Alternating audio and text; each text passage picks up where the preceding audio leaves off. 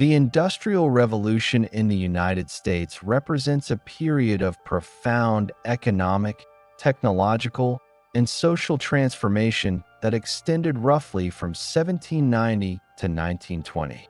This period marks the transition of the United States from a predominantly agrarian and craft-based society into a complex, industrialized economy characterized by mechanized production, urbanization, and the emergence of large-scale corporate enterprises.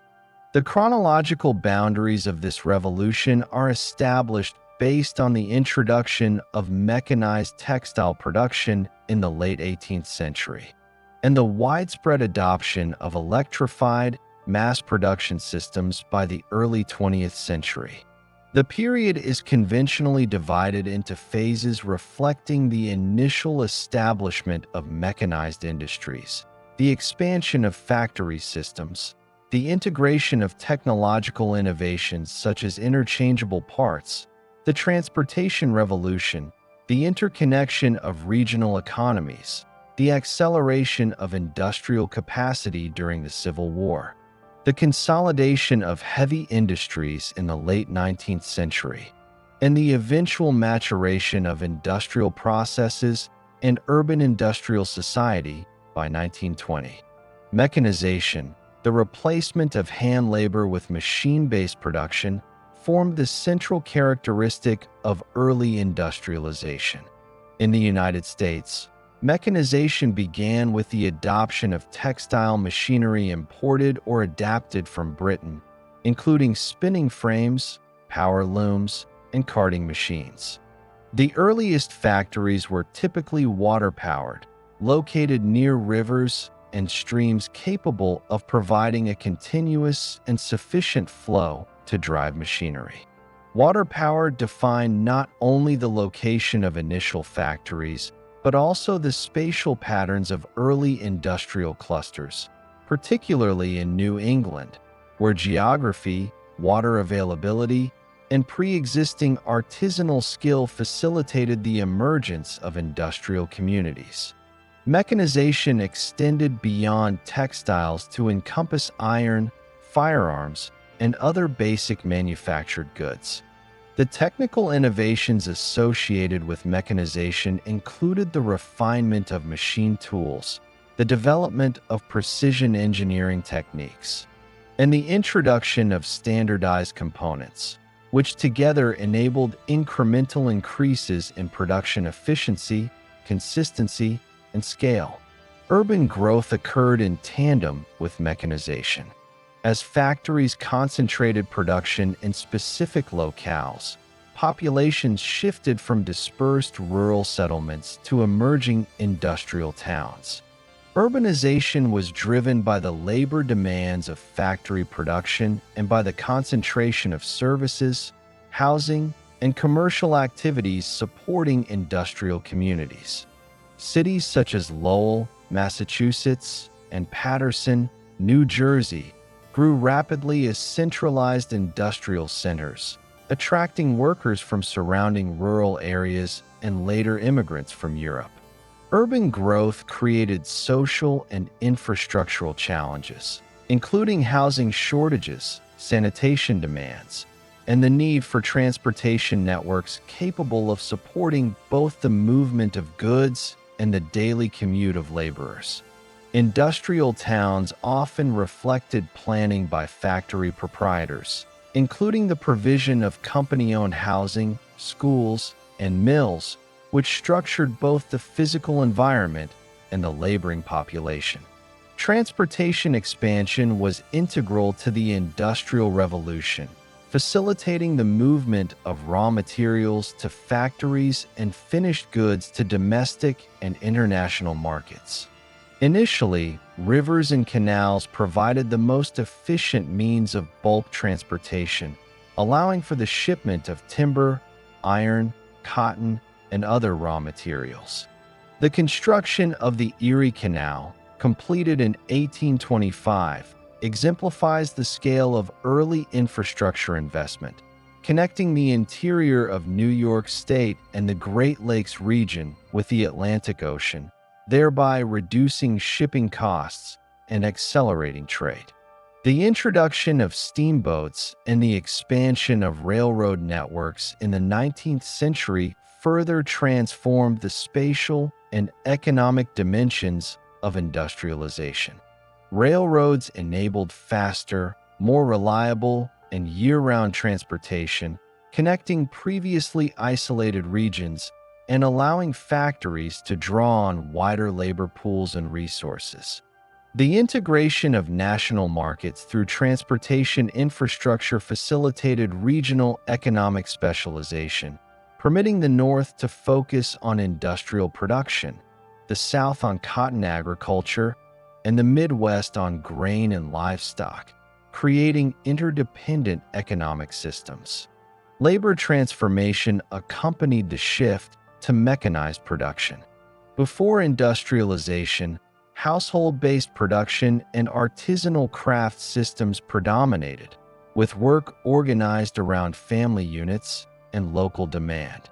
Factory production required the coordination of large numbers of workers under standardized schedules and hierarchical management structures. This transition necessitated the development of new forms of labor discipline, including regimented work hours, specialized tasks, and oversight mechanisms. Early factories employed a combination of local rural labor and, later, immigrant workers, whose availability and willingness to work for lower wages supported industrial growth. Labor conditions varied across industries and locations, often reflecting the relative bargaining power of workers, the availability of labor alternatives, and proprietorial strategies for controlling the workforce. The mechanization of production also led to the emergence of skilled machine operators, particularly in industries that required technical knowledge of machinery maintenance and repair. Corporate consolidation and the emergence of large-scale enterprises defined the later stages of the Industrial Revolution. Initial industrial ventures were frequently small, family-owned, or locally financed operations. Over time, the growth of capital-intensive industries such as steel, petroleum, and railroads necessitated broader financial resources, leading to the creation of joint stock corporations and the consolidation of competing firms. Industrial consolidation facilitated economies of scale, increased production efficiency, and enhanced market control. Large corporations also invested in technological innovation, including research laboratories and specialized engineering divisions, contributing to sustained productivity growth. By the early 20th century, corporate consolidation had extended across key sectors, including steel production, chemical manufacturing, electrical equipment, and automotive assembly, laying the foundation for a national industrial economy capable of mass production and widespread distribution. Technological innovation, a continuous driver throughout the period, encompassed both the development of new machinery and the improvement of production methods. In the early stages, imported and adapted British machinery provided the initial technological foundation. Domestic inventors and engineers subsequently advanced machine design, developed precision tools, and introduced techniques such as interchangeable parts, which facilitated standardization and repairability. Later innovations included the adoption of the Bessemer and open hearth processes in steelmaking, the refinement of petroleum refining technologies, the expansion of electrical power distribution, and the mechanization of transportation and communication systems. These technological developments not only increased the scale and efficiency of production, but also reshaped patterns of work, consumption, and regional economic specialization. The American Industrial Revolution also encompassed structural economic transformations, including shifts in capital formation, credit systems, and the organization of production. Investment in industrial infrastructure, including mills, railroads, and urban utilities, required the mobilization of private and public capital. Banking and financial institutions expanded to meet the demands of industrial enterprise, while insurance and investment mechanisms mitigated the risks associated with large-scale industrial operations. Regional differences in industrialization reflected the uneven distribution of natural resources, labor capital, and infrastructure, with the Northeast and Midwest emerging as industrial centers, the South remaining largely agrarian and reliant on enslaved labor until the mid-19th century, and the West providing raw materials, agricultural products, and labor. The period between 1790 and 1920 is also characterized by evolving social and demographic dynamics. Industrialization prompted significant population movement, both internal and international.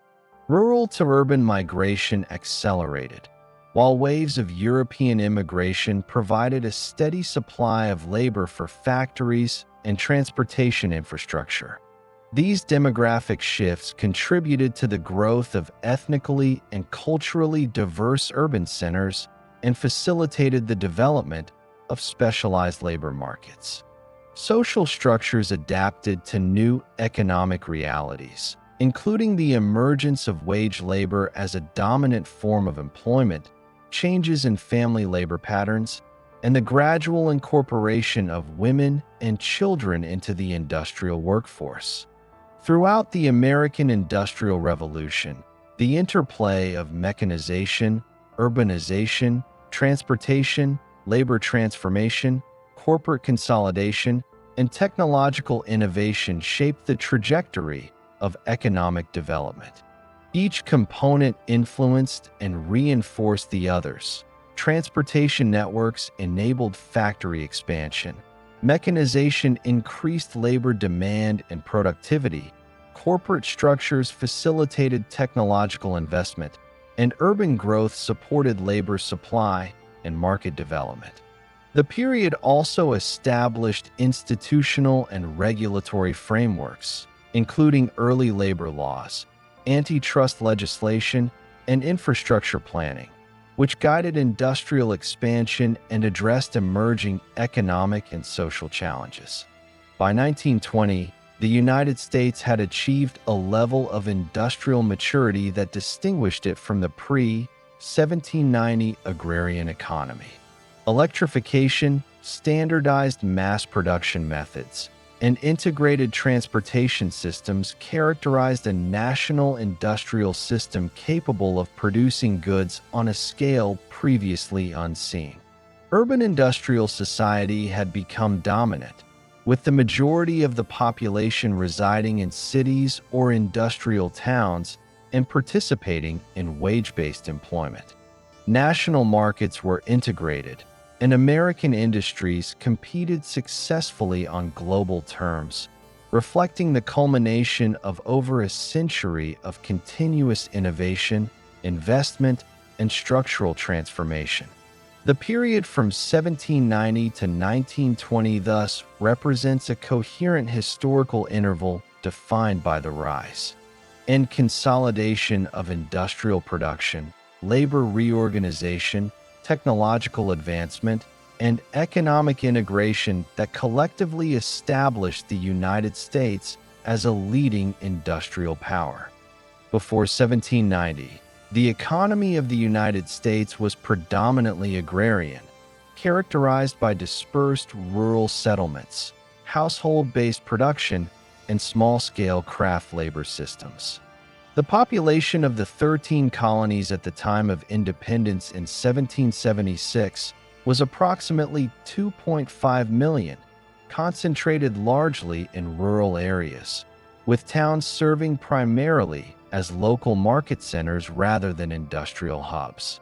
Agricultural production dominated economic activity, with subsistence and commercial farming providing the basis for both domestic consumption and limited regional trade. The landscape of pre-industrial America was shaped by geographical and environmental factors, regional economic specialization, and labor structures that relied heavily on family labor, indentured servitude, and, in the southern colonies, enslaved African labor. The northern colonies, which would later become the industrial core of the United States, exhibited a mixed economy that combined small-scale farming, artisanal production, and limited commercial trade. Family farms typically ranged from 10 to 50 acres, producing cereals, vegetables, and livestock primarily for household consumption. Surpluses were exchanged in local markets or sold in nearby towns. Craft production, including blacksmithing, carpentry, shoemaking, and weaving, was concentrated in towns and small villages, where skilled artisans produced goods on commission or for local sale. Artisanal workshops employed a combination of master craftsmen, journeymen, and apprentices, operating under a system of apprenticeship and guild-like oversight. The production processes were manual, with limited mechanization, relying on hand tools and simple water-powered devices such as grist mills and sawmills. The nascent industrial capacity in the North was therefore constrained by the availability of skilled labor, localized capital, and rudimentary energy sources. In contrast, the southern colonies were dominated by large-scale agricultural estates, particularly those producing tobacco, rice, and indigo during the 17th and early 18th centuries, and cotton after its widespread cultivation in the late 18th century. Plantations relied on enslaved labor to sustain production and were oriented toward export markets, particularly in Europe and the Caribbean. The plantation economy generated substantial agricultural surplus and regional wealth, but it did not promote urban or industrial development. Southern settlements were dispersed, with few large towns, and artisanal production was primarily oriented toward local needs. The reliance on enslaved labor and plantation monoculture limited the growth of domestic manufacturing and concentrated population and capital in rural areas. Across both regions, household-based production formed the foundation of the pre-industrial economy. Domestic manufacturing included spinning, weaving, and the preparation of textiles, as well as small-scale production of tools, furniture, and household goods. The putting-out system, in which merchants or middlemen distributed raw materials to households for production and then collected finished goods for sale, was widespread in the North. This system allowed families to supplement agricultural income, develop skills in textile and tool production, and maintain semi-autonomous economic units. However, the putting-out system was limited in scale, constrained by the capacities of individual households, and unable to achieve the efficiency or output levels that mechanized factories would later provide. Access to energy sources was a critical factor in pre-industrial production. Water power was utilized in limited applications, including grist mills, sawmills, and small textile operations, but the technical infrastructure to exploit it at scale did not yet exist. Wind power was occasionally employed for milling and irrigation, while wood and charcoal served as primary sources of heat and fuel for both domestic and craft activities. The lack of steam power, widespread mechanized tools, and large-scale transportation infrastructure constrained the geographic scope and efficiency of production. Production was therefore closely tied to natural resources, and regional variation in access to water, timber, and arable land shaped local economies. Trade networks in the pre-industrial United States were primarily regional and local, with some limited integration into the Atlantic economy. Coastal ports such as Boston, Philadelphia, and Charleston served as nodes for the export of agricultural commodities and the import of manufactured goods, including textiles, tools, and finished consumer items from Britain and other European countries. Inland trade relied on rivers, rudimentary roads, and small-scale wagon transport. Transportation limitations restricted the size of markets, reinforced regional economic specialization, and made long-distance distribution of bulk goods inefficient. Economic exchange was therefore largely constrained by physical infrastructure, and the high costs of transport limited opportunities for scale economies or centralized production. Demographic and social structures influenced the organization of labor and production. In the North, the labor force consisted of free white men, women, and children who combined agricultural work with domestic manufacturing or artisanal craft labor.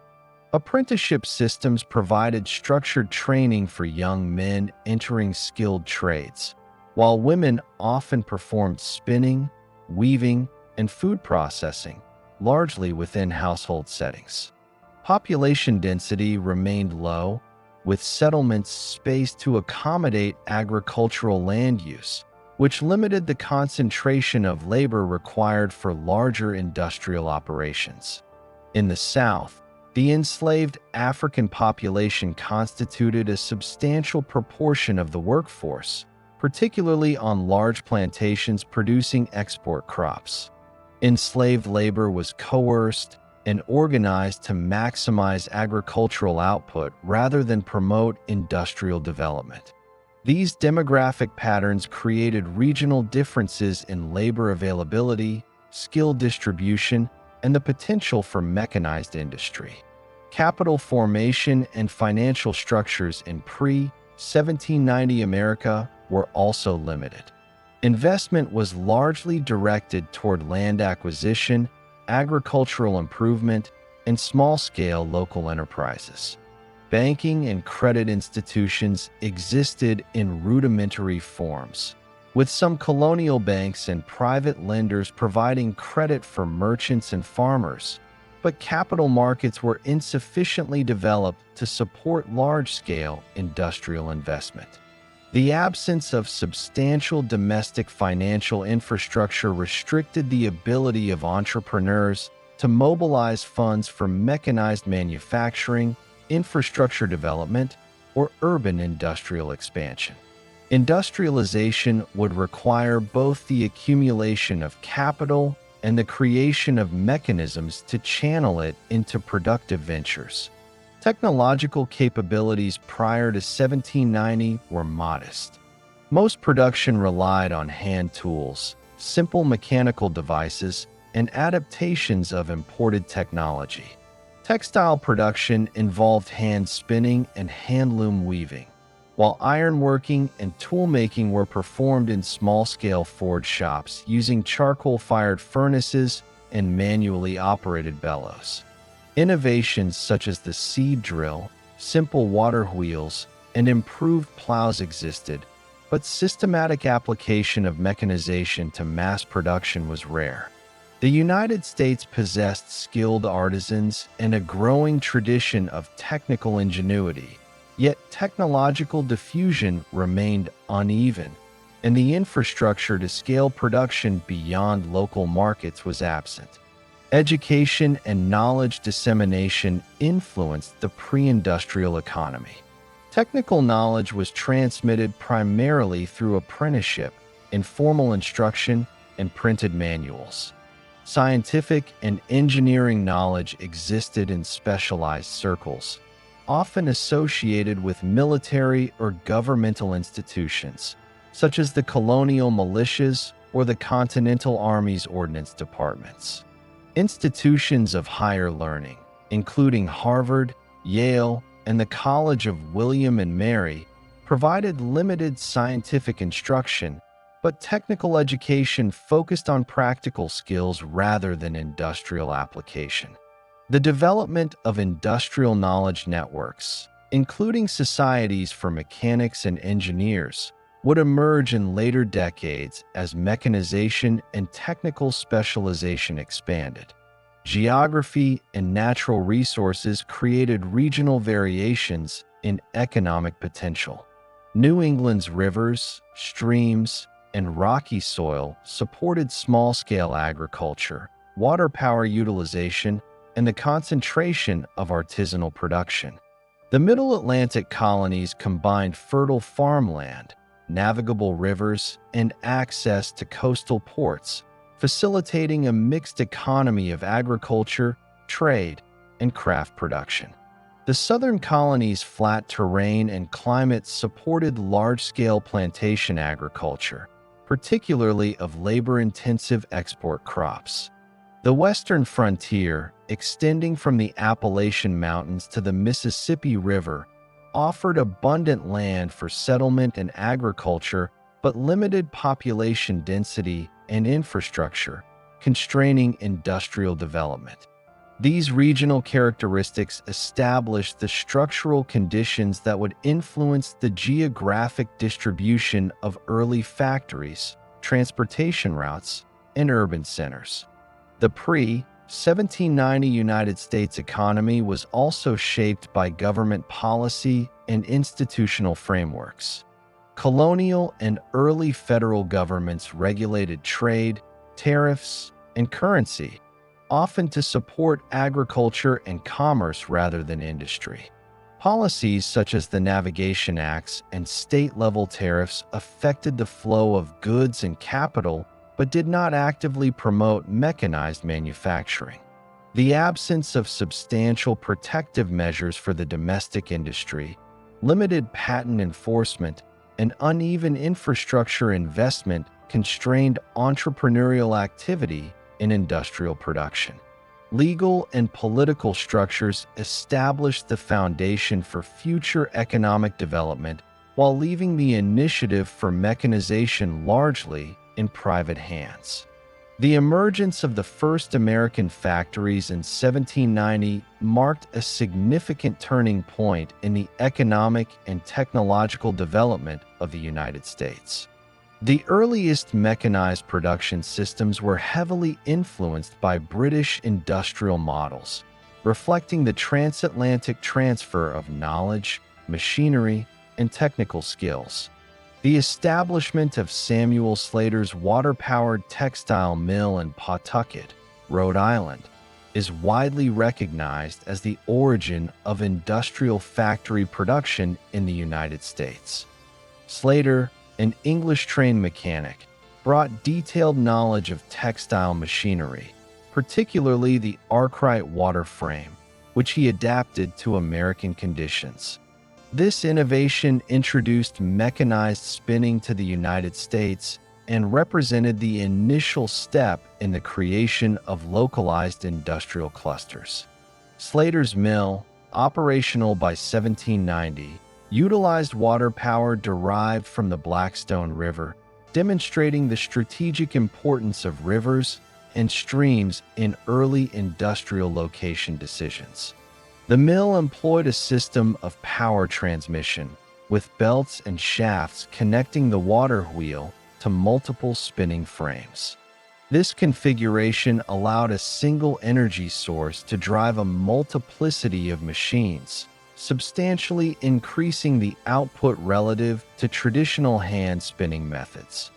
Slater's adoption of continuous mechanized production established a model for early industrial organization, emphasizing centralized control over labor, standardized processes, and the coordination of multiple machines within a single facility. The workforce at Slater's mill initially consisted of young women and children from nearby rural areas. These workers were recruited to operate machinery under close supervision, reflecting the emerging factory discipline characteristic of early industrial employment. Labor routines were regimented, with fixed working hours, defined tasks, and supervisory oversight to maintain productivity and minimize machine downtime. Compensation was typically provided in the form of wages and, in some cases, housing within company-owned boarding facilities. The technological foundations of early American factories extended beyond the spinning frame. Slater and other early industrialists modified imported designs to suit local materials, labor availability, and energy conditions.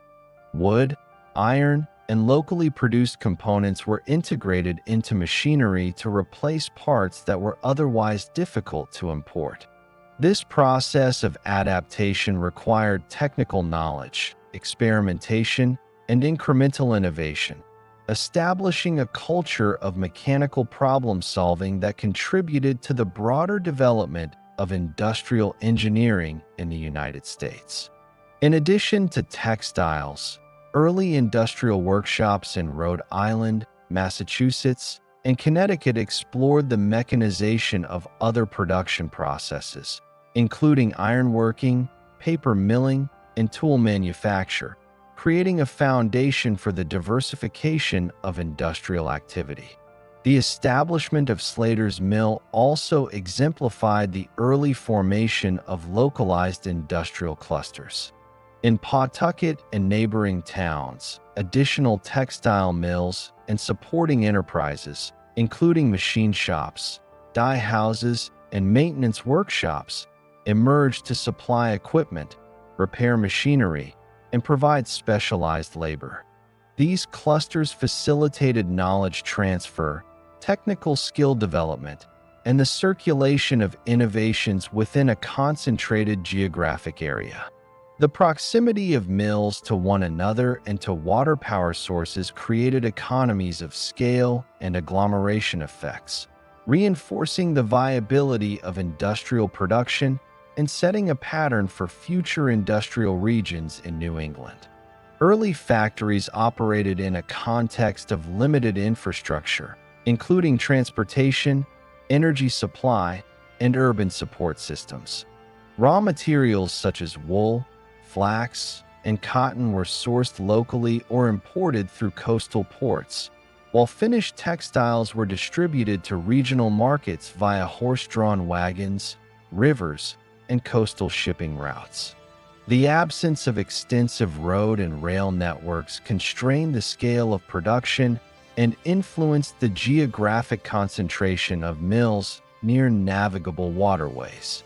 Nevertheless, the success of early factories demonstrated that mechanized production could achieve efficiencies surpassing traditional craft-based methods and provided a tangible model for industrial expansion. The organizational structure of early factories reflected the integration of multiple production stages within a single facility, foreshadowing later developments such as the Lowell system.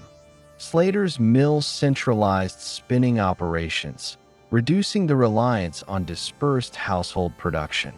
Workers were trained to operate machinery efficiently, maintain consistent output quality, and coordinate production across multiple frames.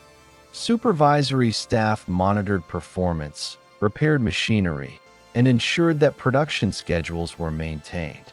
The factory thus embodied a shift from decentralized, artisanal production towards centralized, coordinated manufacturing, establishing institutional and operational precedents for subsequent industrial enterprises.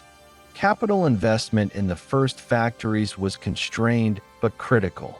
Slater's Mill required significant financial outlays for water wheel construction, building infrastructure, and machinery installation. Investment typically came from private entrepreneurs, local investors, or partnerships with merchants who recognized the potential profitability of mechanized production. Early industrialists had to navigate the risks associated with new technology, including machinery failures, fluctuating raw material costs, and uncertain market demand. The demonstration of sustained production and profitability in Slater's enterprise encouraged additional investment in industrial ventures, gradually increasing the flow of capital toward mechanized manufacturing. The legal and institutional framework supporting early industrialization was nascent. Patent law in the United States, established under the Constitution of 1787 and the Patent Act of 1790, provided limited protection for inventors, encouraging the adaptation and improvement of machinery. While enforcement mechanisms were not fully developed, the recognition of intellectual property created incentives for technical innovation and knowledge transfer. Municipal governments and state authorities facilitated industrial development by granting charters, providing water rights, and authorizing infrastructure improvements such as dams, canals, and roads. The interaction between private initiative and public regulation helped establish conditions conducive to industrial growth. The Slater system also introduced elements of workforce management that would become defining features of early industrial labor relations. Laborers, often young, unmarried women, were recruited from surrounding rural areas and resided in company-owned boarding houses under structured schedules.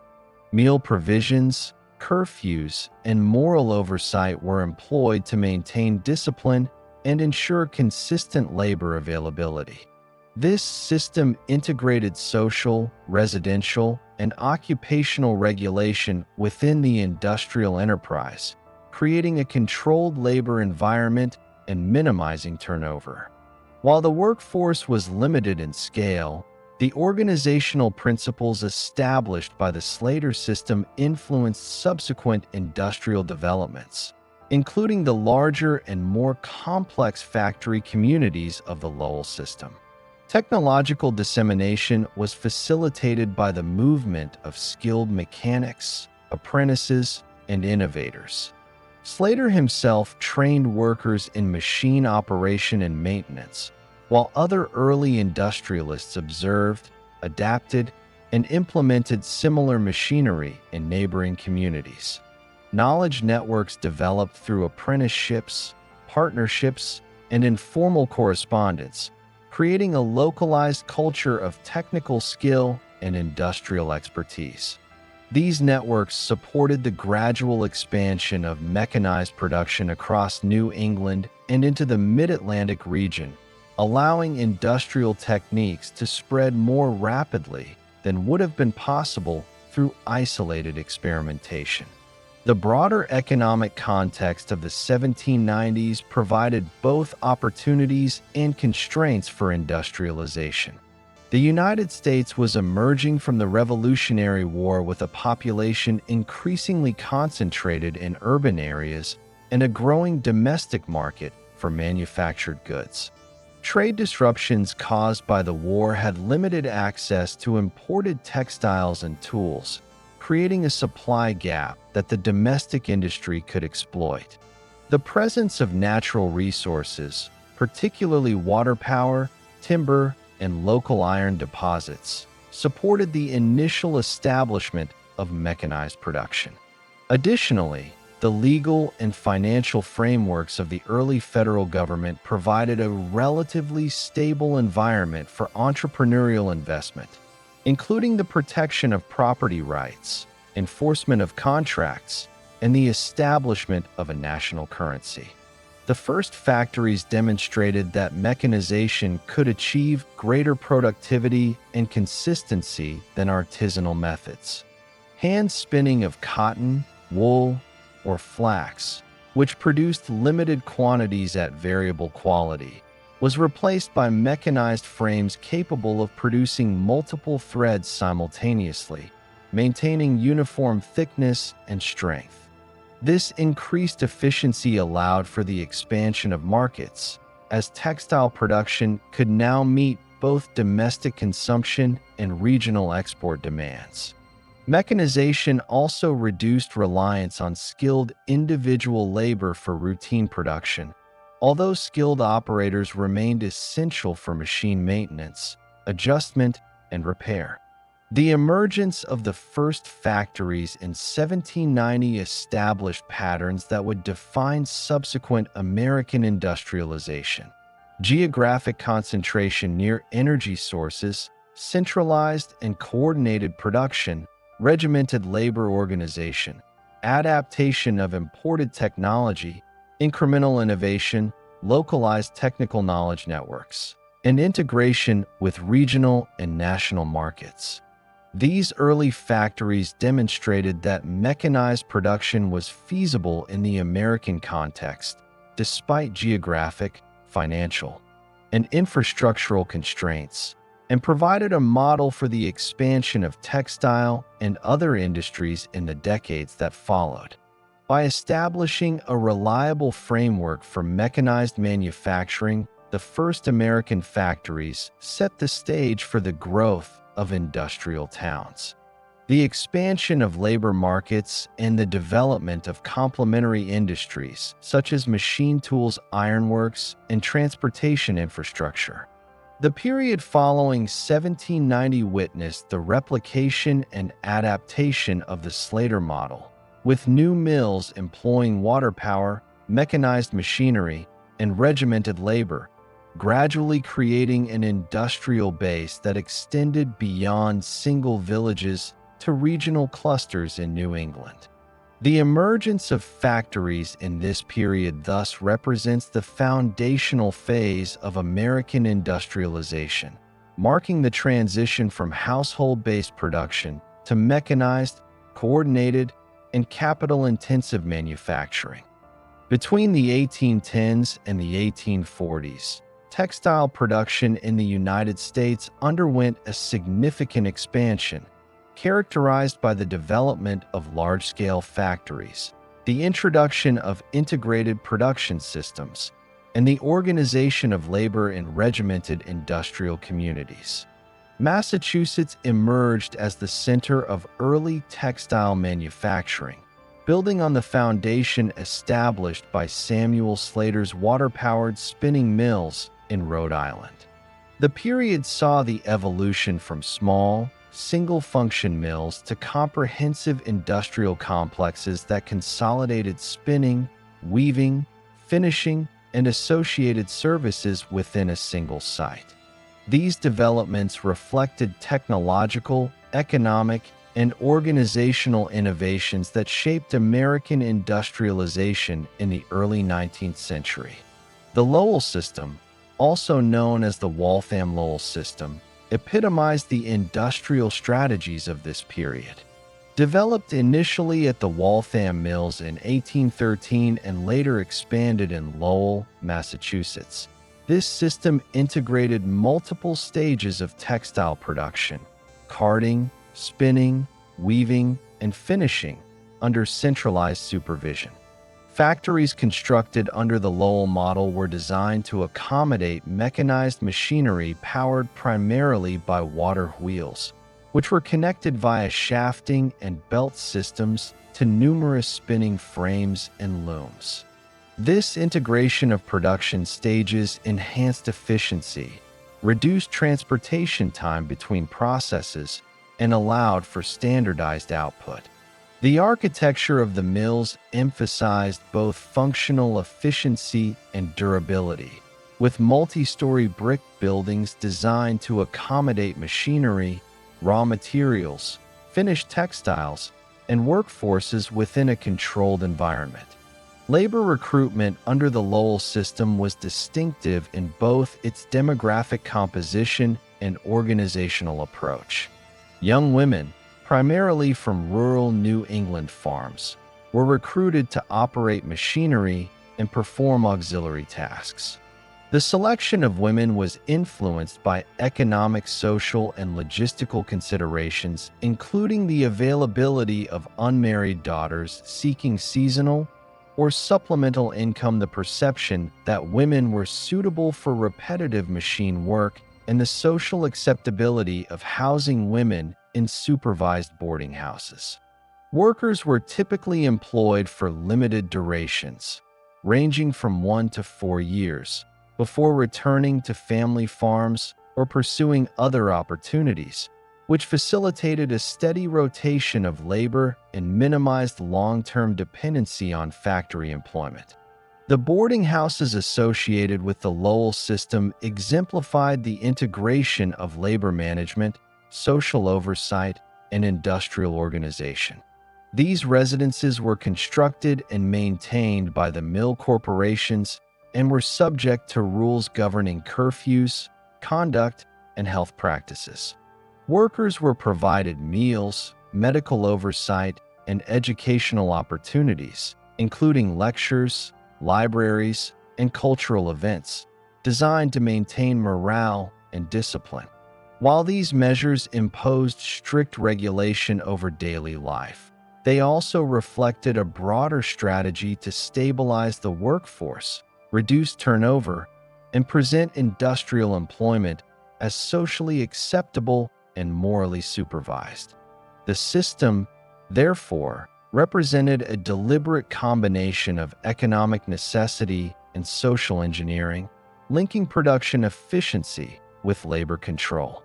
Mechanization in the Lowell system relied on the continuous refinement and scaling of textile machinery.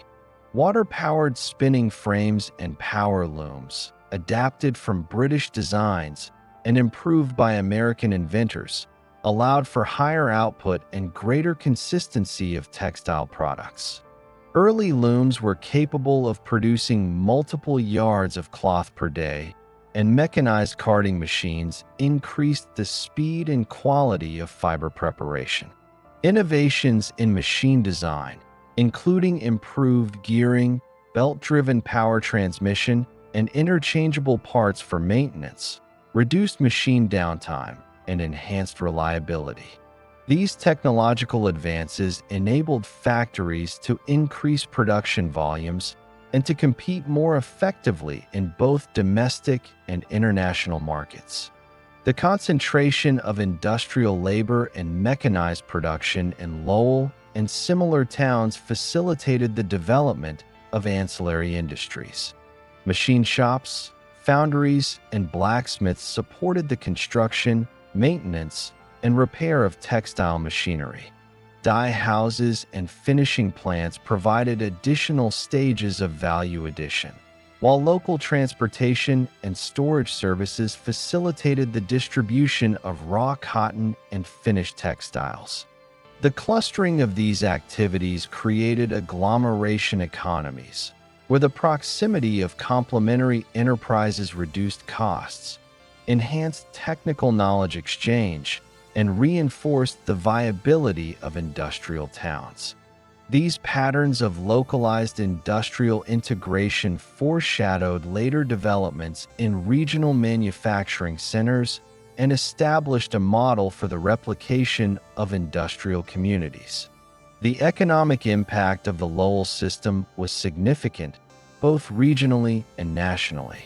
Textile mills supplied domestic markets with cotton and woolen cloth, reducing dependence on imported British textiles and contributing to the growth of internal trade networks. Production volumes increased substantially. For example, by the 1830s, the Boston Manufacturing Company at Waltham and the mills in Lowell produced millions of yards of cotton cloth annually. Factory output contributed to the accumulation of capital, reinvestment in machinery, and the expansion of mill complexes, establishing a feedback loop that reinforced industrial growth. The profitability of textile production also encouraged investment in related industries, including machine tool development, ironworks, and transportation infrastructure, further integrating the industrial economy. Cotton, the primary raw material for textile mills, was sourced predominantly from the southern United States. The invention of the cotton gin by Eli Whitney in 1793 dramatically increased the efficiency of cotton processing, enabling large-scale production of short-staple cotton suited for mechanized spinning. Northern textile mills relied on this supply to maintain continuous operations, linking the industrial expansion in New England with the agricultural and slave-based economy of the South. This interregional economic dependency illustrates the integration of agricultural and industrial sectors in early American industrialization and highlights the role of technological innovation in facilitating cross-regional specialization. Labor conditions within the Lowell system reflected both the demands of mechanized production and the social assumptions of the period. Workers faced long hours, often 12 to 14 per day, 6 days a week, with limited legal protection or formal labor rights. Machinery posed hazards, including entanglement, crushing injuries, and exposure to dust and fibers. Despite the provision of structured housing and educational opportunities, workers experienced fatigue and social restrictions that were integral to the enforcement of industrial discipline. These conditions led to the gradual formation of early labor organizations and the articulation of grievances, laying the groundwork for later labor reform movements in the mid and late 19th century. The success of the Lowell system encouraged the replication of similar factory towns throughout Massachusetts, Connecticut, and Rhode Island. By the 1830s and 1840s, multiple industrial communities had emerged, employing thousands of workers in concentrated production complexes. The growth of these towns catalyzed urbanization in previously rural areas, stimulated local commerce, and contributed to demographic shifts, including rural outmigration and, increasingly, the settlement of immigrant laborers. Urban planning, public health, and transportation systems evolved in response to the needs of industrial populations, reflecting the interdependence of economic, social, and infrastructural development in the early industrial era. Technological diffusion was further reinforced by the role of engineers, mechanics, and inventors who circulated knowledge within and between factories. Innovations in spinning, weaving, and finishing were disseminated through apprenticeship, observation, and experimentation. Proprietors invested in machine improvements, often employing local inventors or importing expertise from Britain and continental Europe. This culture of continuous technical refinement contributed to increasing productivity, reducing machine failure rates, and facilitating incremental adaptation to American raw materials, labor, and energy conditions. The Lowell system thus functioned not only as a production model, but also as a center for technological learning and skill development. Financial organization was essential to the sustainability of large-scale textile mills. The Boston Manufacturing Company and subsequent corporations relied on a combination of private investment, local shareholder participation, and reinvestment of profits to expand mill infrastructure, acquire machinery, and develop water power systems. Corporations issued stock to raise capital, while charters granted by state legislatures provided legal recognition and rights to construct canals, dams, and mill buildings. This combination of private initiative and public authorization established an institutional framework that supported the scaling of industrial production and facilitated broader economic growth. The integration of production, labor management, technological refinement, and capital investment in the Lowell system represents a key stage in the American Industrial Revolution. The system demonstrated that mechanized production could be organized efficiently at scale, that labor could be managed within structured industrial communities, and that regional and interregional economic networks could sustain continuous manufacturing operations. These principles were subsequently applied to other sectors, including paper, shoes, tools, and later textiles in the Midwest, forming the basis of an industrial economy capable of sustained growth and innovation. By the 1840s, the Lowell system had become a model for industrialization in the United States, influencing both the organization of factories and the structuring of labor. The consolidation of spinning, weaving, and finishing under centralized supervision enhanced production efficiency, while mechanization reduced dependence on hand labor and facilitated the standardization of goods. The use of rural female labor, integrated housing and social oversight, and investment in technological improvement exemplified a comprehensive approach to industrial production that extended beyond mere mechanization, encompassing organizational, social, and economic dimensions. The expansion of textile production and the Lowell system thus established patterns of industrial development that would inform subsequent waves of industrialization. Mechanized production, centralized organization, structured labor management, regional specialization, technological refinement, and capital investment became defining features of American industry. The success of the textile sector demonstrated the feasibility of large-scale mechanized manufacturing in the United States, and provided the operational, technical, and organizational precedents for future industries, including iron, machinery, and later steel production. The period between the 1790s and 1850s in the United States saw the emergence of mechanization beyond textiles, with the development and implementation of interchangeable parts forming a critical foundation for early industrialization. The concept of interchangeable parts involved producing components to precise standards such that they could be substituted for one another in the assembly of machinery, firearms, and other manufactured goods. This innovation transformed production from small-scale, hand-fitted craftsmanship into a system capable of higher efficiency, mass output, and easier repair, creating the technical basis for the mechanized and later mass production industries of the 19th and 20th centuries. The origins of the interchangeable parts system in the United States are commonly associated with the work of Eli Whitney, who in 1798 secured a federal contract to produce 10,000 muskets for the United States government. Whitney's approach involved standardizing musket components and employing machinery to ensure uniformity in size and fit.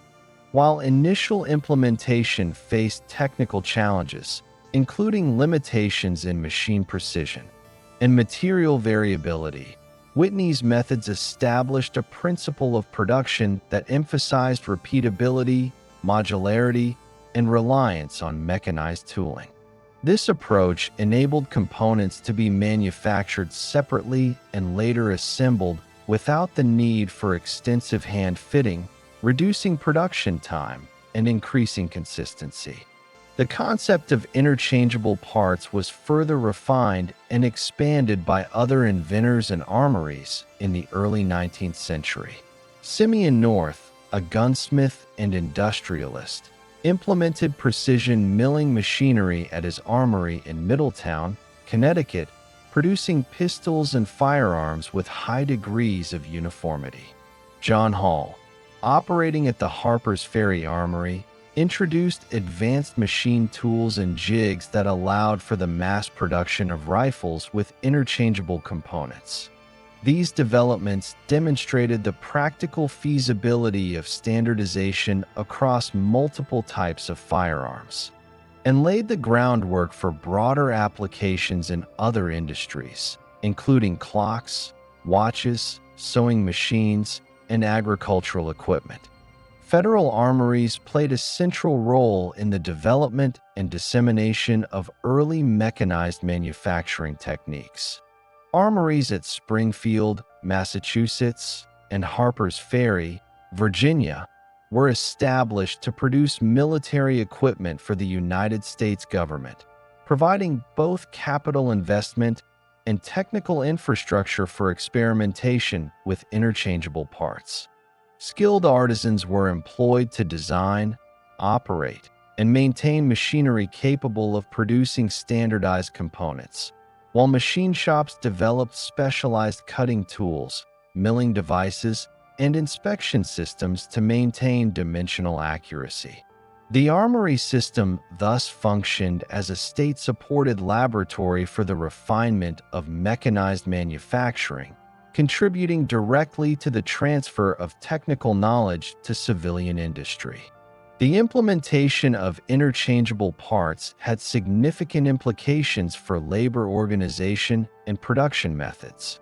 Before standardization, production relied on highly skilled craftsmen who individually fabricated each component to fit a single item. With interchangeable parts, less skilled workers could be trained to operate machinery and produce components to precise specifications. This democratization of technical labor enabled factories to expand production, reduce reliance on artisanal skill, and organize work in specialized, repeatable tasks. Supervisory personnel oversaw quality control, maintenance, and coordination of operations, reflecting the increasing complexity and managerial demands of mechanized manufacturing. Machine tools were central to the realization of interchangeable parts.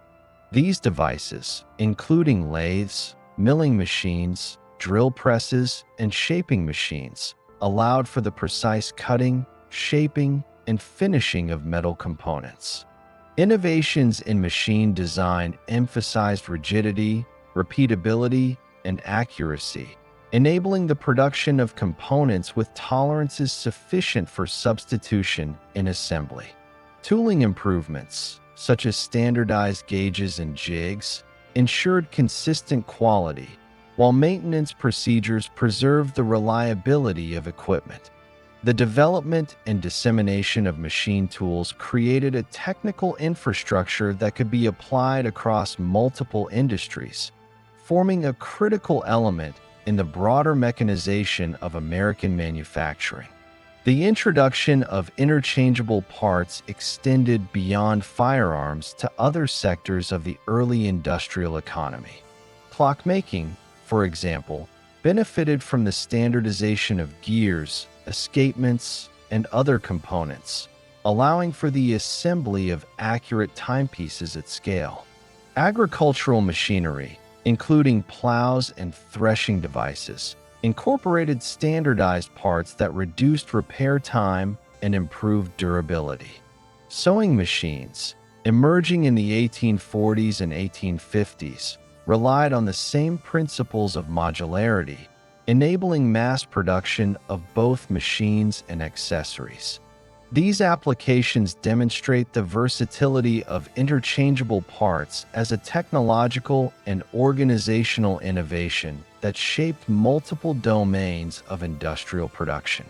Interchangeable parts contributed to the development of early mass production techniques, though full-scale assembly line production had not yet emerged. By producing uniform components, factories could assemble products more rapidly, reduce labor costs associated with fitting and finishing, and maintain consistent quality standards. This increased output enabled industrial enterprises to supply growing domestic markets, including the military, urban populations, and regional trade networks. The production of durable, standardized goods also facilitated maintenance, repair, and replacement, enhancing the functionality and longevity of manufactured items and contributing to consumer confidence in industrial products. The economic and regional impact of early mechanization and interchangeable parts was concentrated initially in New England and parts of the Mid-Atlantic. Massachusetts, Connecticut, and Rhode Island served as hubs for precision manufacturing, supported by skilled labor, access to water power, and proximity to capital and transportation networks. These regions developed clusters of factories and supporting industries, including machine shops, ironworks, and toolmakers, which reinforced the diffusion of mechanized production techniques. The geographic concentration of technical knowledge, skilled labor, and industrial infrastructure created a foundation for subsequent industrial expansion into textiles, machinery, and hardware production. The social and labor implications of early mechanization were substantial. Workers were required to develop familiarity with new machinery, acquire precision skills, and adapt to structured production schedules. Supervisors and engineers monitored output quality, maintained machinery, and coordinated assembly processes. The organization of work into specialized tasks reduced the need for master craftsmen in routine production while increasing reliance on technically trained operators.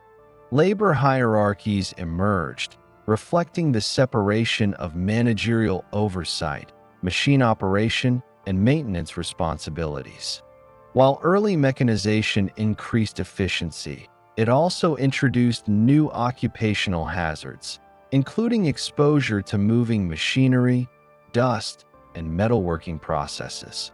The federal government played a role in promoting and sustaining mechanized manufacturing through contracts, institutional support, and technical dissemination. Armories served as both production centers and educational sites where skilled workers learned machine tool operation, standardization methods, and quality control practices.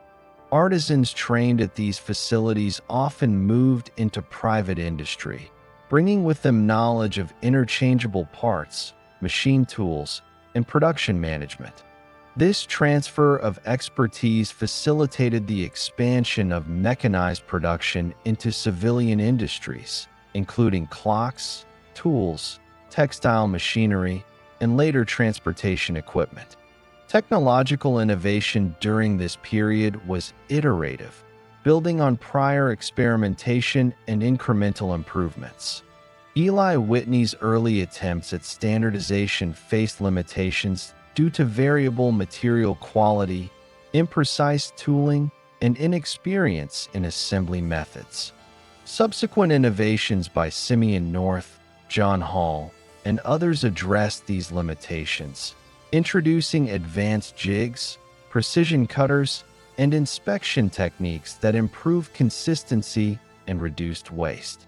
This process of cumulative refinement demonstrates the role of empirical problem-solving and engineering skill in establishing reliable mechanized production systems. The early mechanization of American industry also had long-term economic effects. The increased efficiency of production contributed to the reduction of unit costs, enabling manufacturers to expand output and capture larger market shares. Standardized products facilitated interstate commerce, as components could be transported, assembled, and maintained in locations distant from their place of manufacture. The technical principles established during this period formed the basis for later large-scale industrialization in sectors such as firearms machinery and eventually transportation equipment, demonstrating the foundational role of interchangeable parts in the broader development of the American industrial economy. By the 1850s, the principles of interchangeable parts and mechanized production had become sufficiently established to influence the structure of manufacturing across multiple sectors. Factories adopted machine tools and standardized production methods. Labor organizations adapted to accommodate specialized tasks and technical supervision, and regional industrial clusters expanded. The period between the 1790s and 1850s thus represents the consolidation of early American mechanization, establishing a technical and organizational framework that enabled subsequent phases of industrialization, including the rise of the textile system, the development of the transportation infrastructure, and the emergence of heavy industry in the later 19th century. Interchangeable parts and early mechanization not only increased the efficiency of production, but also facilitated the scaling of industrial enterprises. Factories could now produce greater quantities of goods with less reliance on skilled artisans, while investment in machine tools and infrastructure became more economically justified. The technical and organizational innovations of this period created a cumulative effect. Each advancement in machinery, labor management, and standardization reinforced the capacity for further innovation, laying the foundation for the Second Industrial Revolution in the United States. The legacy of early mechanization and interchangeable parts extends beyond production methods to influence economic integration, labor dynamics, and industrial knowledge networks. Standardized components allowed for more reliable repair, maintenance, and resale, increasing the utility and longevity of industrial products. Knowledge of machine tool operation, jigs, and measurement techniques circulated through apprenticeships, armories, and workshops, establishing the technical literacy necessary for future industrial sectors. Early industrial clusters concentrated skills, capital, and infrastructure, facilitating the diffusion of innovation and the creation of regional economies centered on manufacturing. The period from 1815 to 1860 in the United States witnessed a transformation of transportation infrastructure that fundamentally reshaped the economy and facilitated the expansion of industrial production. Improvements in waterways, canals, roads, and the introduction of railroads created a national network capable of linking producers, consumers, and markets with unprecedented efficiency.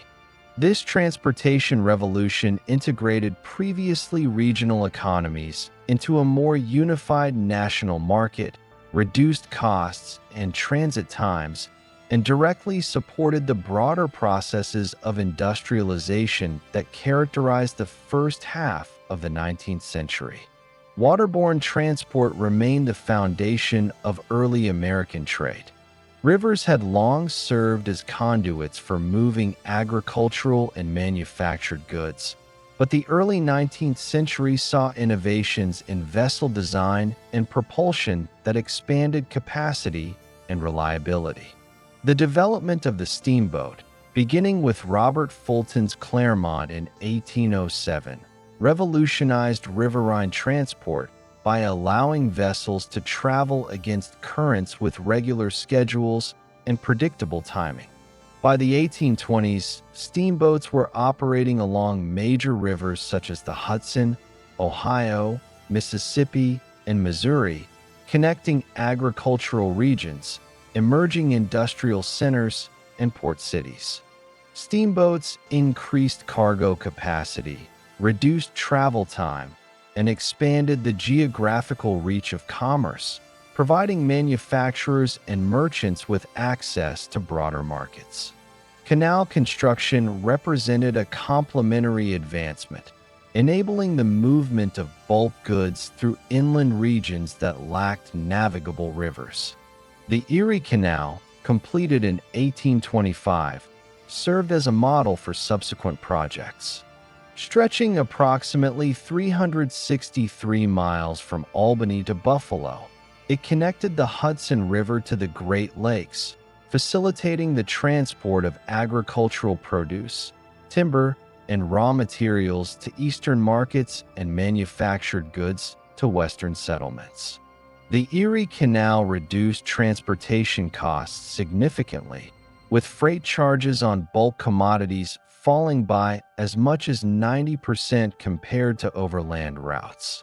The canal also stimulated the development of towns along its route, supporting local commerce, warehousing, and ancillary services. Other canal projects, including the Chesapeake and Delaware Canal and the Pennsylvania Canal System, expanded regional networks, and reinforced the strategic role of inland waterways in industrial and commercial logistics. Road construction and improvement also played a significant role in the transportation revolution. Turnpikes, often financed by private corporations chartered by state legislatures, provided more reliable routes for stagecoaches, wagons, and freight transport. Roads were constructed using gravel, crushed stone, and drainage systems to withstand seasonal variations and heavy traffic. By facilitating overland connections between rivers, canals, and coastal ports, improved road networks enhanced the flexibility of the transportation system, enabling the movement of smaller consignments, perishable goods, and local materials that could not be efficiently transported by water. These overland routes were particularly important in linking interior agricultural regions with urban industrial centers. The introduction and expansion of railroads represented the most transformative element of the transportation revolution. Beginning in the 1830s, railroads rapidly proliferated across the northeastern United States, with lines connecting major cities such as Boston, New York, Philadelphia, and Baltimore. Railroads provided year-round service, independent of seasonal fluctuations affecting rivers and canals, and permitted faster travel over longer distances. By the 1850s, rail networks extended into the Midwest, linking cities such as Chicago, Cincinnati, St. Louis, and Cleveland to eastern markets. Railroads reduced travel time by as much as 50% compared to canals and overland wagons, dramatically lowering the cost of moving goods and facilitating the expansion of national markets for both raw materials and manufactured products. Railroad construction itself became an industrial enterprise, stimulating demand for iron rails, locomotives, rolling stock, timber, and construction equipment. Iron production expanded to supply rails, while foundries produced locomotives and machinery.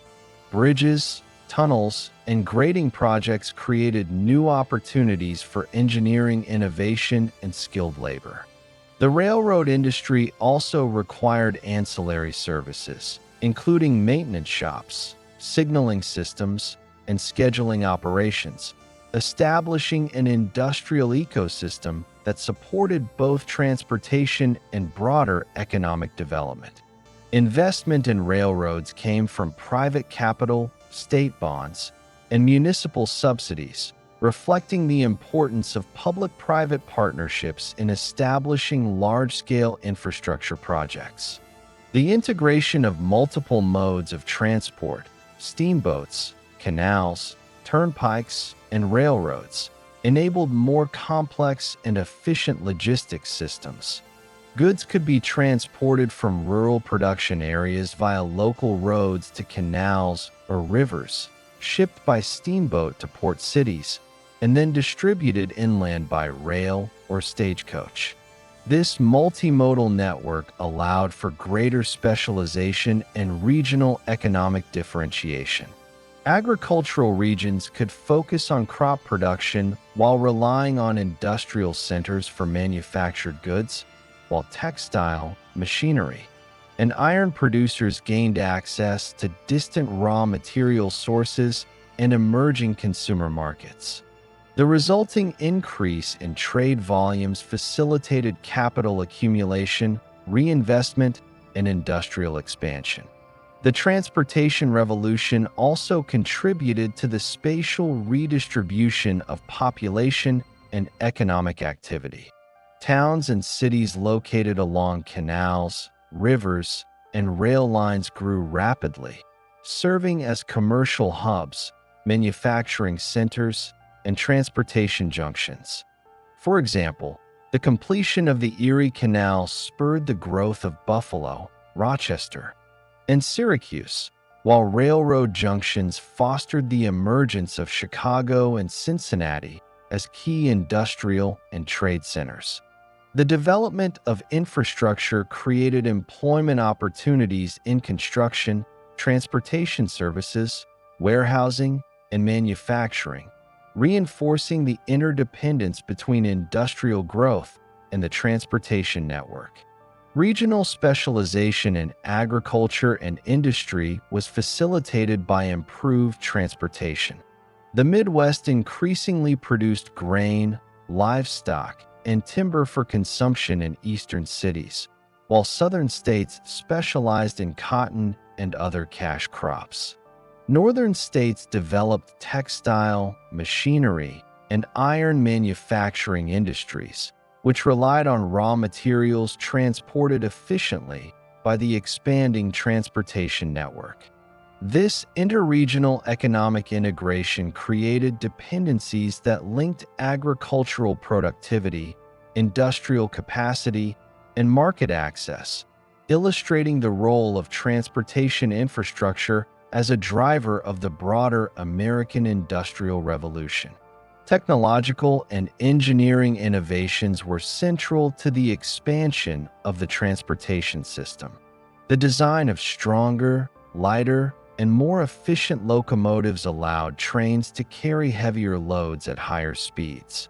Canal locks and aqueducts enabled the navigation of challenging terrain, while improvements in steamboat engines increased fuel efficiency and reliability.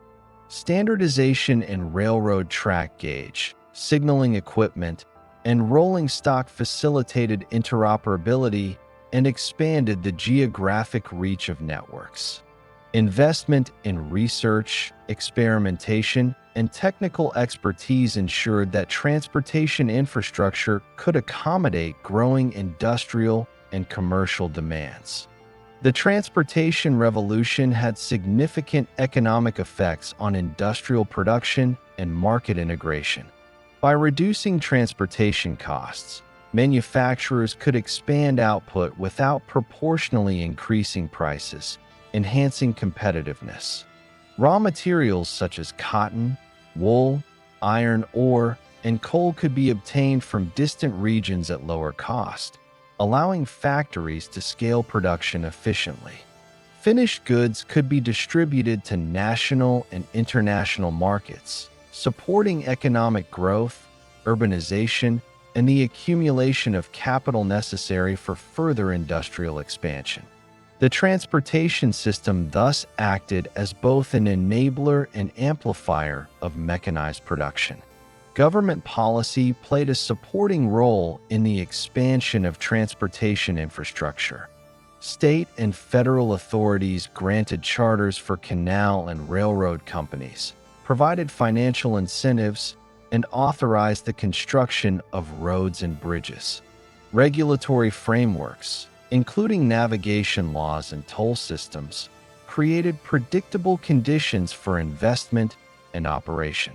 Public funding, combined with private capital, facilitated large-scale projects that would have been difficult to undertake solely through private initiative. This combination of policy support and private enterprise ensured the rapid development of a comprehensive transportation network capable of sustaining industrial growth. The social implications of the transportation revolution were also notable. Improved connectivity facilitated labor mobility, enabling workers to move from rural areas to industrial centers in search of employment. Cities along transportation corridors experienced population growth, increased demand for housing, and the expansion of commercial and civic infrastructure. The ability to transport perishable goods, manufactured products, and raw materials efficiently encouraged urban specialization and contributed to the rise of regional economic hierarchies. Transportation infrastructure thus shaped patterns of settlement, labor distribution, and urban development in the early industrial United States. The expansion of canals and railroads also accelerated technological dissemination. Manufacturers could acquire new machinery, parts, and technical knowledge from distant locations, while skilled workers moved along transportation routes, bringing expertise to emerging industrial centers. Regional networks of industrial knowledge facilitated innovation, experimentation, and the adaptation of imported technologies to American conditions. The transportation revolution, therefore, acted as a conduit not only for goods, but also for information, skills, and technical capacity, reinforcing the broader processes of industrial development. By 1860, the United States had established a multimodal transportation network that linked major agricultural, industrial, and urban regions. Steamboats navigated rivers and coastal waterways. Canals connected interior regions to ports and industrial centers. Roads provided overland access to rural and urban markets, and railroads created rapid, year-round connections across long distances. This integrated system reduced transportation costs, increased market efficiency, and enabled the geographic expansion of industry. Industrial enterprises could source raw materials from distant regions, distribute finished goods nationally, and respond to fluctuations in supply and demand with greater agility. Between 1800 and 1860, the economic relationship between northern industrial development and southern agricultural production became increasingly interdependent, centered on the cultivation of cotton and the utilization of enslaved labor.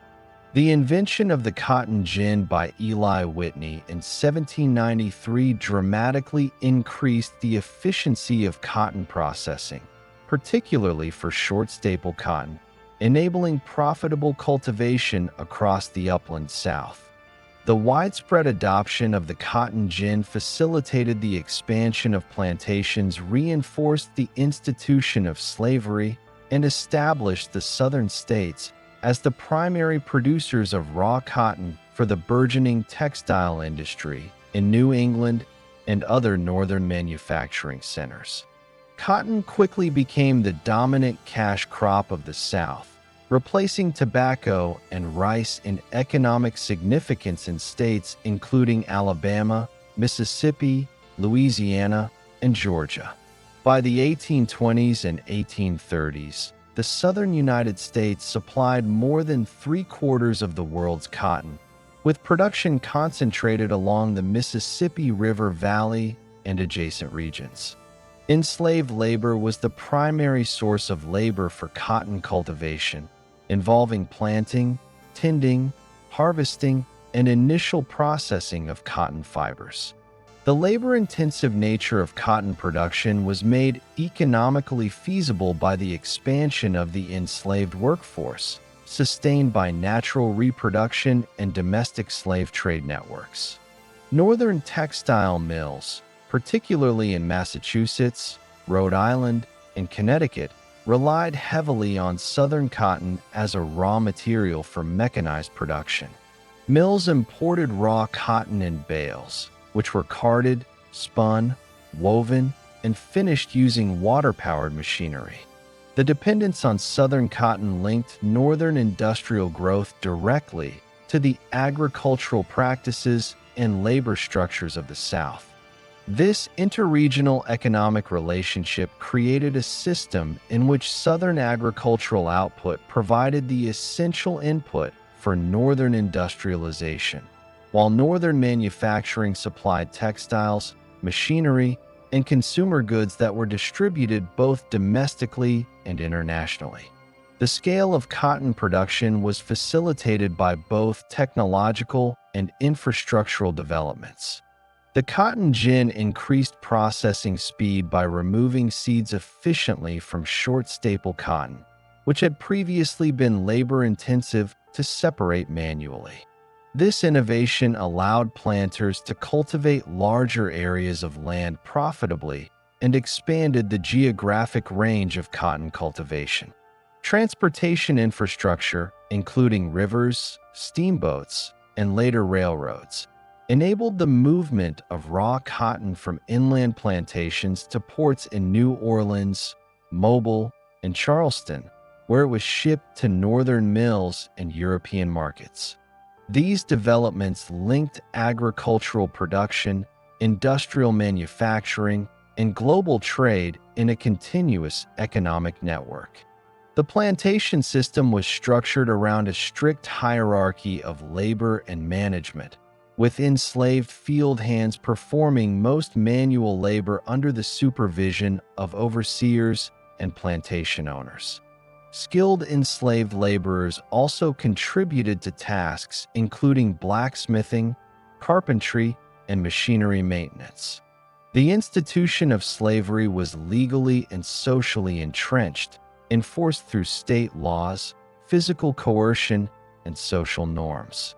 The productivity of enslaved labor in cotton cultivation generated substantial profits for Southern planters, who reinvested in additional land, enslaved persons, and agricultural technology, further consolidating the economic foundation of Southern society around the cotton economy.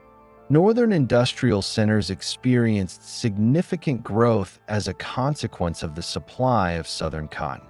Textile factories expanded in size, employing larger workforces and incorporating more advanced machinery, including power looms, spinning frames, and carding machines. The Waltham-Lowell system, for example, integrated production processes and labor management to maximize efficiency. Mill owners and investors benefited from relatively low raw material costs, while the increased output allowed northern manufacturers to supply domestic markets and export finished textiles abroad. The profitability of northern industry was therefore inextricably linked to southern agricultural production, illustrating the interconnected nature of regional economic systems in the United States before the Civil War. The expansion of the cotton economy also influenced financial systems and investment patterns. Cotton exports provided revenue for Southern planters, facilitated the accumulation of capital, and supported the growth of banking and credit systems in port cities such as New Orleans and Charleston. Northern manufacturers and investors used capital derived from textile production and trade to finance the construction of mills, purchase machinery, and expand production capacity. The interdependence of Southern agricultural output and Northern industrial investment created a national economic framework in which regional specialization reinforced overall productivity and growth. Technological innovation in both agriculture and industry reinforced the integration of the cotton economy. Southern planters adopted plows, mechanical cotton gins, and improved planting methods to increase yields. Northern manufacturers refined spinning, weaving, and finishing machinery, enabling higher production volumes and standardized output. The development of interchangeable parts, precision tools, and water-powered machinery in northern mills was complemented by the steady supply of raw cotton, creating a continuous cycle of production, trade, and technological adaptation. This interplay between agricultural and industrial innovation was a defining feature of early 19th century American economic development. Labor dynamics in the North and South differed sharply, yet were mutually dependent. Enslaved labor in the South was coerced, unremunerated, and subjected to harsh conditions, including long workdays, exposure to environmental hazards, and severe disciplinary measures. Northern labor, in contrast, was composed primarily of wage earners, including young women, children, and, increasingly, immigrant men and women. Factory labor in the North involved regimented work schedules, machine operation, and oversight, with some degree of social supervision, particularly in factory towns like Lowell. The productivity of northern industry relied on the availability of raw materials from the south, while southern agricultural output depended on coerced labor for cotton cultivation. The interregional division of labor created an economic system in which regional differences in labor practices supported complementary production processes. The profitability of cotton production and northern manufacturing contributed to the rise of international trade networks. Cotton was exported to Great Britain, France, and other European markets, where it supplied textile mills during a period of global industrial expansion. Northern textile manufacturers also exported finished cloth to domestic and foreign markets, benefiting from access to international capital and trade routes. The integration of regional production with global demand reinforced the economic significance of cotton as a commodity and underpin the growth of northern industrial capacity. The political implications of the cotton economy were closely intertwined with economic dependence.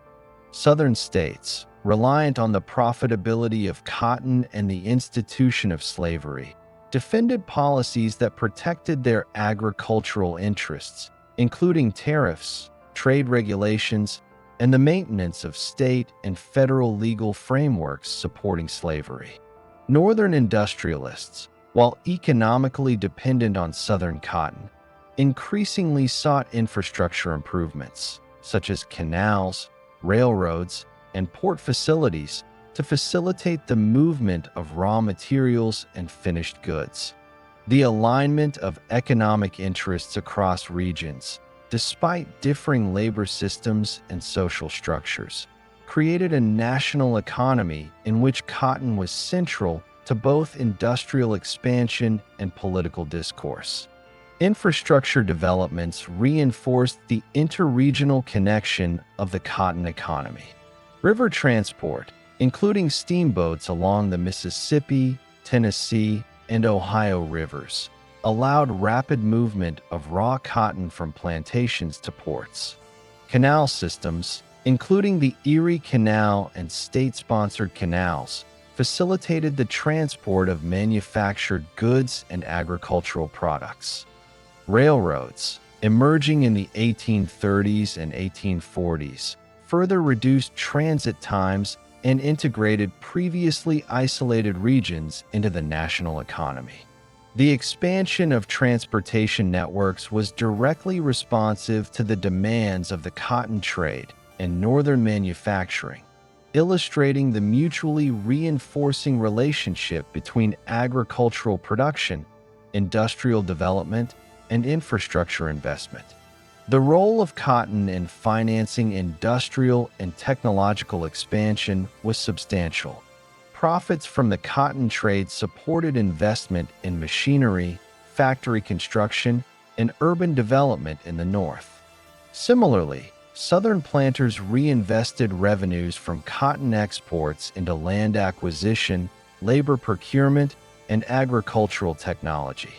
The integration of capital flows between regions facilitated industrial growth, technological adoption, and the creation of market networks that connected local production with national and international consumption. Cotton, therefore, functioned not merely as a commodity, but as a key economic driver linking regional economies and promoting industrialization. By 1860, cotton accounted for the majority of U.S. exports, generating significant revenue for Southern states and supplying the raw material needs of northern textile mills.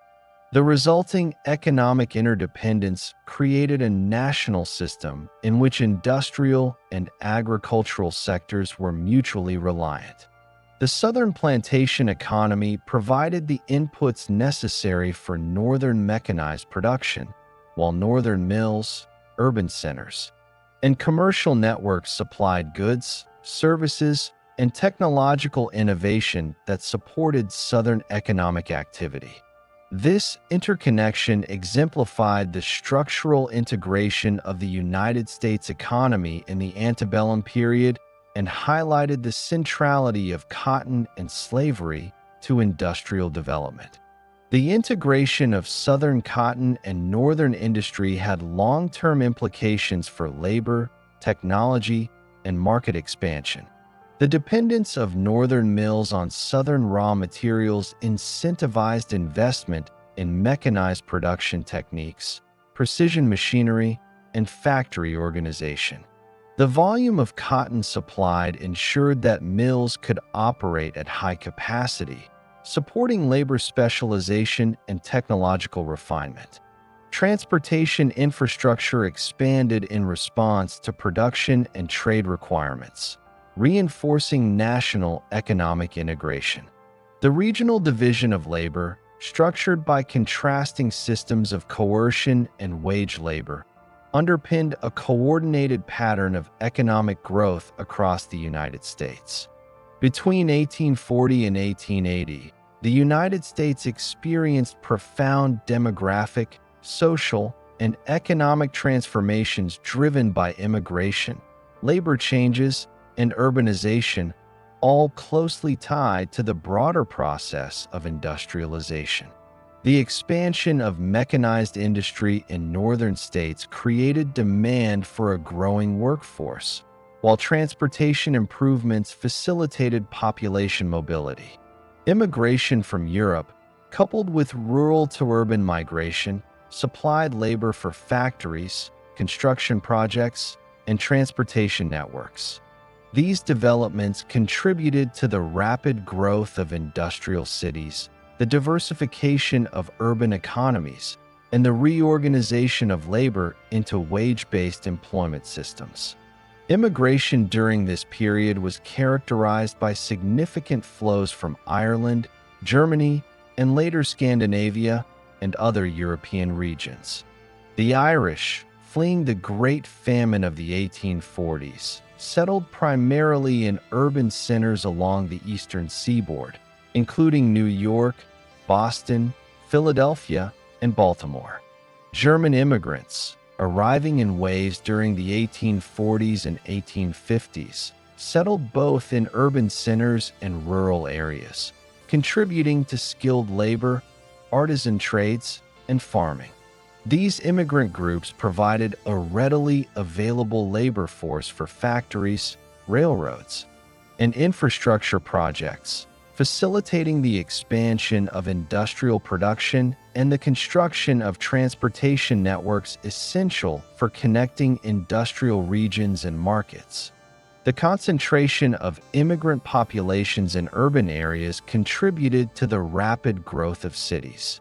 Industrial centers such as New York, Philadelphia, Boston, Chicago, and Cincinnati experienced significant increases in population during this period. New York, for instance, expanded from approximately 312,000 residents in 1840 to over 1 million by 1880, reflecting both natural growth and large-scale immigration. Urbanization was closely linked to industrial expansion, as factories, mills, and workshops clustered near sources of energy, raw materials, and transportation infrastructure, creating centers of production and commerce. The density of population supported the development of housing, services, and commercial networks, while simultaneously generating pressures on sanitation, public health, and social institutions.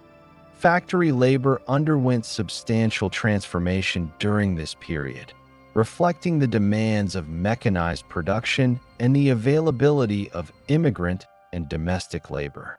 Workers were employed in textile mills, ironworks, machine shops, and other manufacturing establishments that operated on schedules dictated by machinery and production quotas.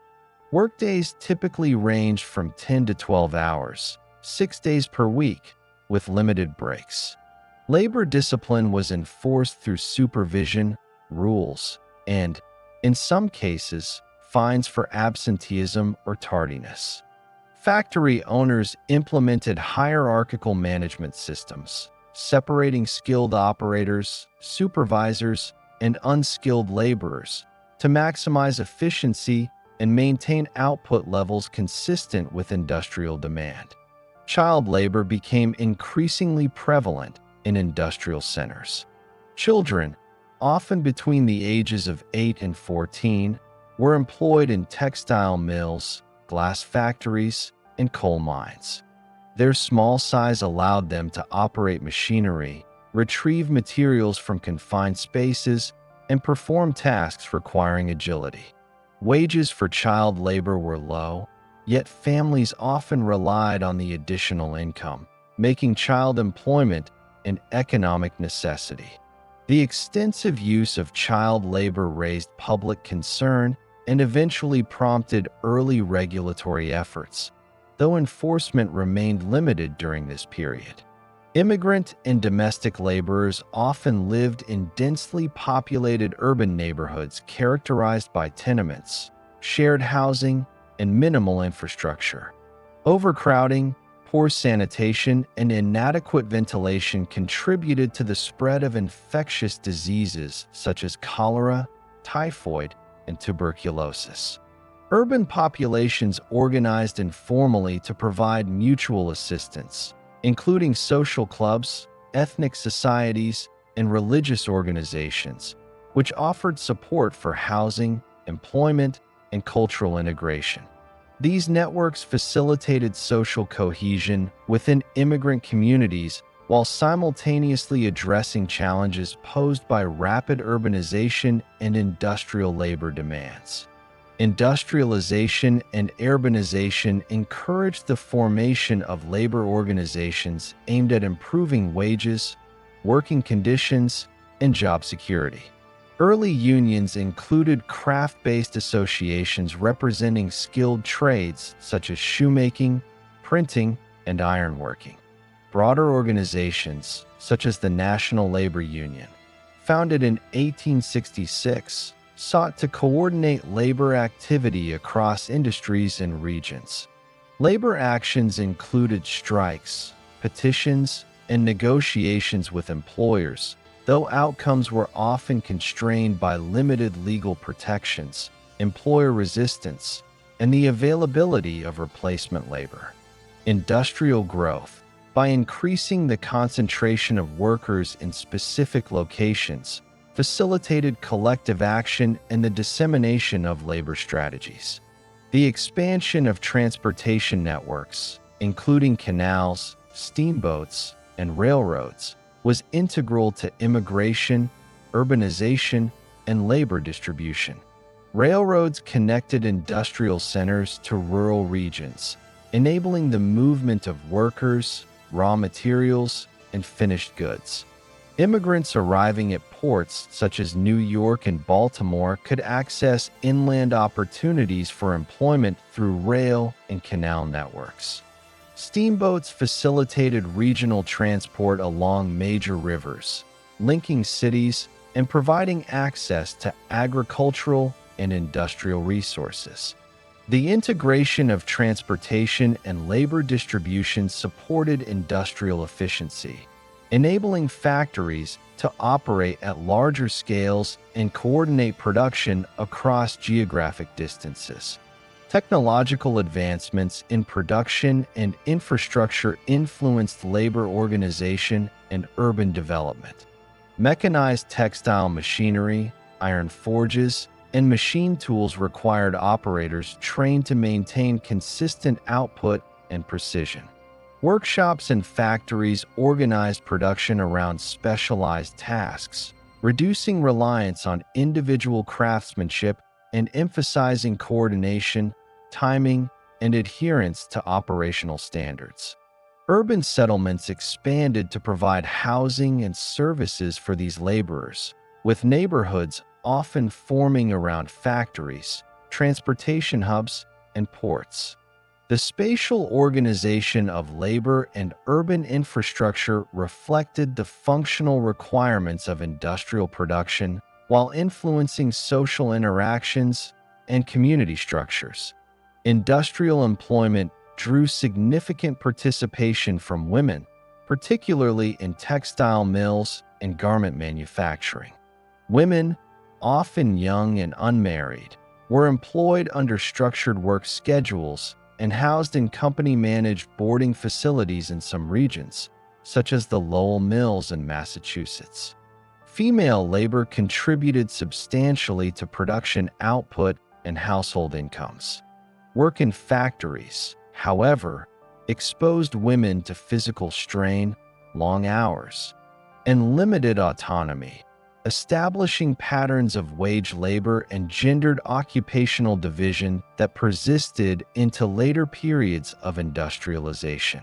Urbanization fostered the development of commercial and service sectors. As populations grew, demand for goods, retail services, food supply, and professional services increased, employing people outside of industrial production.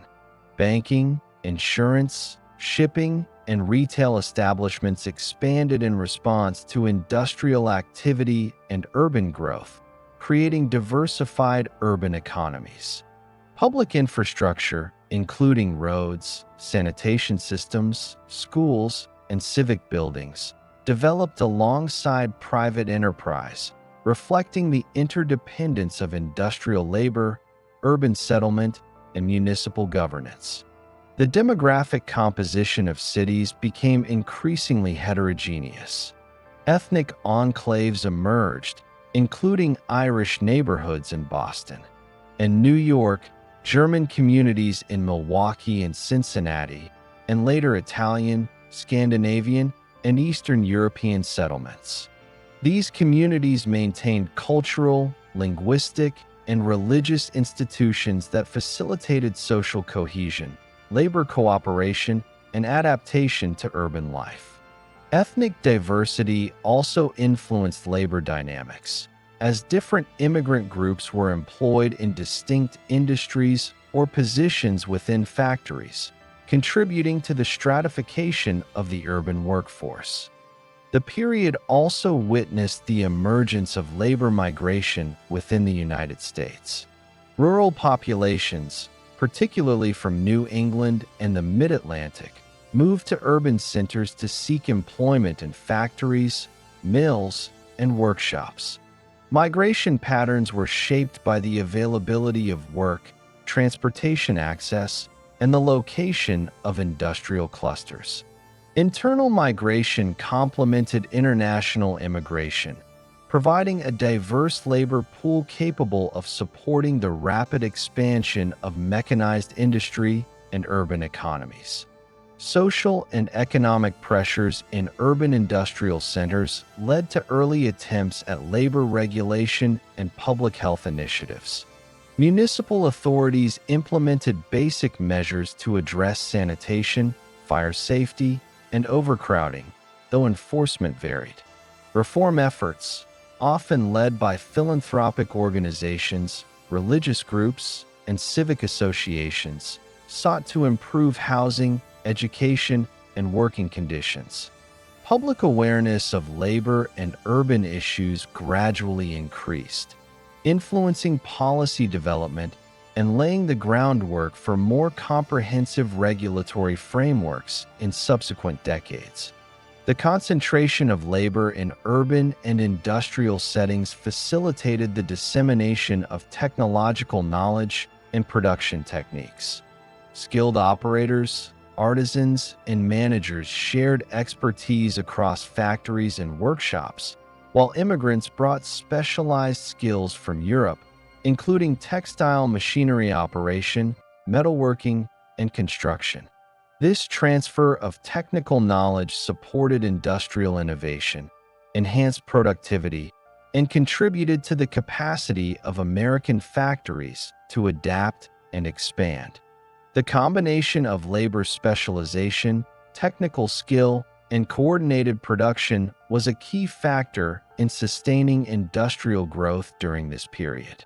By 1880, urbanization and industrial labor had reshaped the social and economic landscape of the United States. Cities had expanded dramatically in population and geographic scope, reflecting the cumulative effects of immigration, internal migration, and industrial employment. Factories and workshops employed increasingly diverse workforces, structured by task specialization, wage labor, and hierarchical management. Transportation and infrastructure networks facilitated the movement of people, goods, and technical knowledge, while commercial and service sectors expanded to support growing urban populations. Labor organizations, immigrant communities, and social institutions emerged in response to the demands of industrial life, creating a complex urban industrial society characterized by integration, interdependence, and continuous adaptation. The American Civil War, which lasted from 1861 to 1865, had profound consequences for the industrial development of the United States. Although the conflict was primarily political and military in nature, its economic dimensions stimulated accelerated industrialization, particularly in the northern states. The demands of wartime production, including weapons, transportation equipment, textiles, and food supplies, required rapid expansion of manufacturing capacity, organization of labor, and coordination of logistics. The period also witnessed the implementation of federal policies that directly supported industrial growth, while simultaneously highlighting regional disparities in economic structure and technological capacity. Northern industrial centers, including New York, Philadelphia, Boston, and Pittsburgh, expanded production to meet the logistical needs of the Union Army. Factories that had previously focused on consumer goods, textiles, and machinery were converted or adapted to produce military equipment such as rifles, artillery, ammunition, uniforms, and shoes. The federal government acted as the primary purchaser, issuing contracts to private manufacturers and providing financial incentives to expand capacity. The War Department coordinated procurement through the Ordnance Bureau and other agencies, standardizing equipment specifications, negotiating contracts, and ensuring timely delivery. This system of federal contracting effectively created a large-scale, centrally organized industrial demand that northern manufacturers could respond to with technological adaptation and labor mobilization. The production of firearms and artillery exemplified the impact of wartime industrial expansion. Federal armories at Springfield, Massachusetts, and Harper's Ferry, Virginia, later West Virginia, served as centers for weapons innovation, producing standardized rifles and muskets using interchangeable parts. Private manufacturers were contracted to produce components and complete arms under federal specifications. The scale of production required both skilled labor and semi-skilled workers, leading to increased employment in machine shops, foundries, and assembly facilities. The experience of producing large quantities of standardized military equipment reinforced industrial techniques that would later be applied to civilian manufacturing, facilitating the transition from artisanal to mass production methods. Textile production increased sharply to supply uniforms, blankets, tents, and other fabric-based necessities. Textile mills in New England, particularly in Massachusetts and Rhode Island, expanded output of wool, cotton, and blended fabrics. Raw cotton continued to arrive from southern states via blockade runners and existing stockpiles, while alternative sources from Egypt and India supplemented domestic supplies.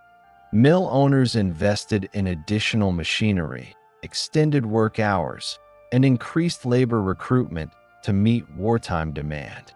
The high demand for textiles accelerated mechanization, encouraged innovation in dyeing and finishing processes, and contributed to the growth of industrial towns surrounding mill complexes. The transportation sector also experienced significant expansion and adaptation during the Civil War. Railroads, canals, and river transport were essential for moving troops, equipment, and supplies across strategic theaters of operation. Northern rail networks were expanded, upgraded, and coordinated to ensure timely delivery to ports and military depots. Railcar manufacturing, track construction, and maintenance employed thousands of workers and facilitated the adoption of new technologies, including standardized gauge tracks, reinforced rails, and improved locomotives capable of handling heavier loads. Steamboats continued to operate on major rivers, supporting the movement of bulk supplies and contributing to logistical efficiency. The integration of rail and river transport created a multimodal system that enhanced industrial output and distribution. Food production and processing were also affected by wartime industrialization. Mills, canneries, and meatpacking plants increased production to supply rations for Union troops. Grain was milled into flour, preserved meats were packaged and shipped to army depots, and the development of standardized rations required coordination between agricultural suppliers, food processors, and transport networks. The federal government provided contracts and financial guarantees, stabilizing prices and encouraging investment in production capacity. This systematic approach to food supply foreshadowed later industrialized food processing and distribution practices. Industrial labor underwent significant reorganization to meet wartime demands. Factories expanded shifts, increased working hours, and recruited additional workers, including women and teenagers, to compensate for male laborers serving in the Army.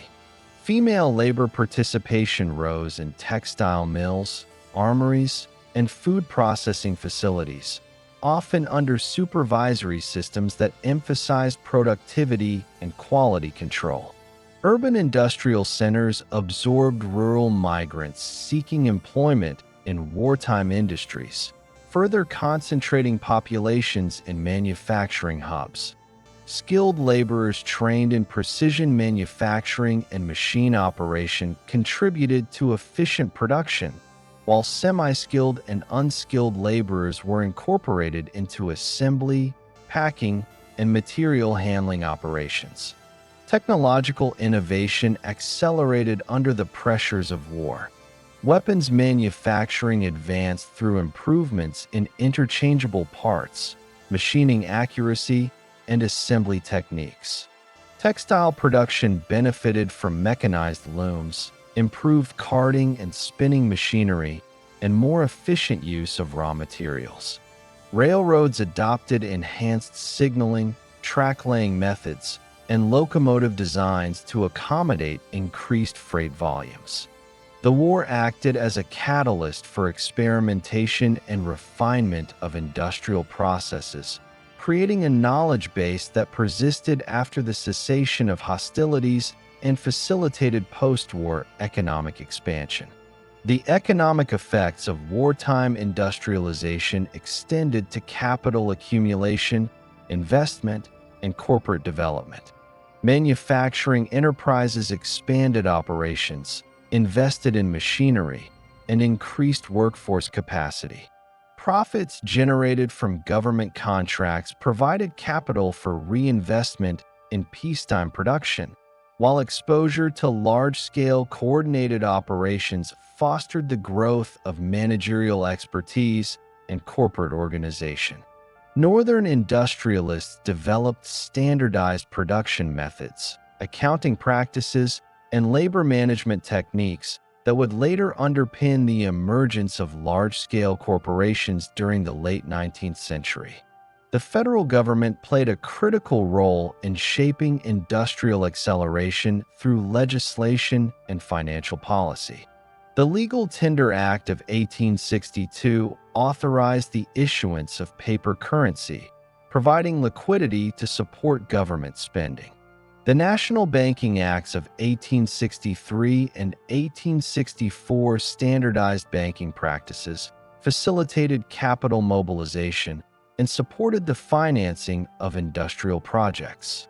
Tariff policies and protective measures ensured that northern manufacturers remained competitive, while infrastructure investments, such as the expansion of railroads and telegraph networks, facilitated efficient coordination of production and supply chains.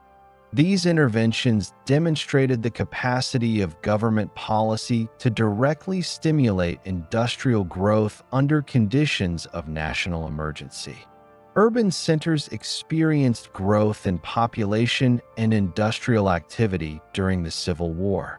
Cities such as New York, Philadelphia, and Boston expanded as laborers migrated from rural areas or immigrated to urban centers to meet labor demand.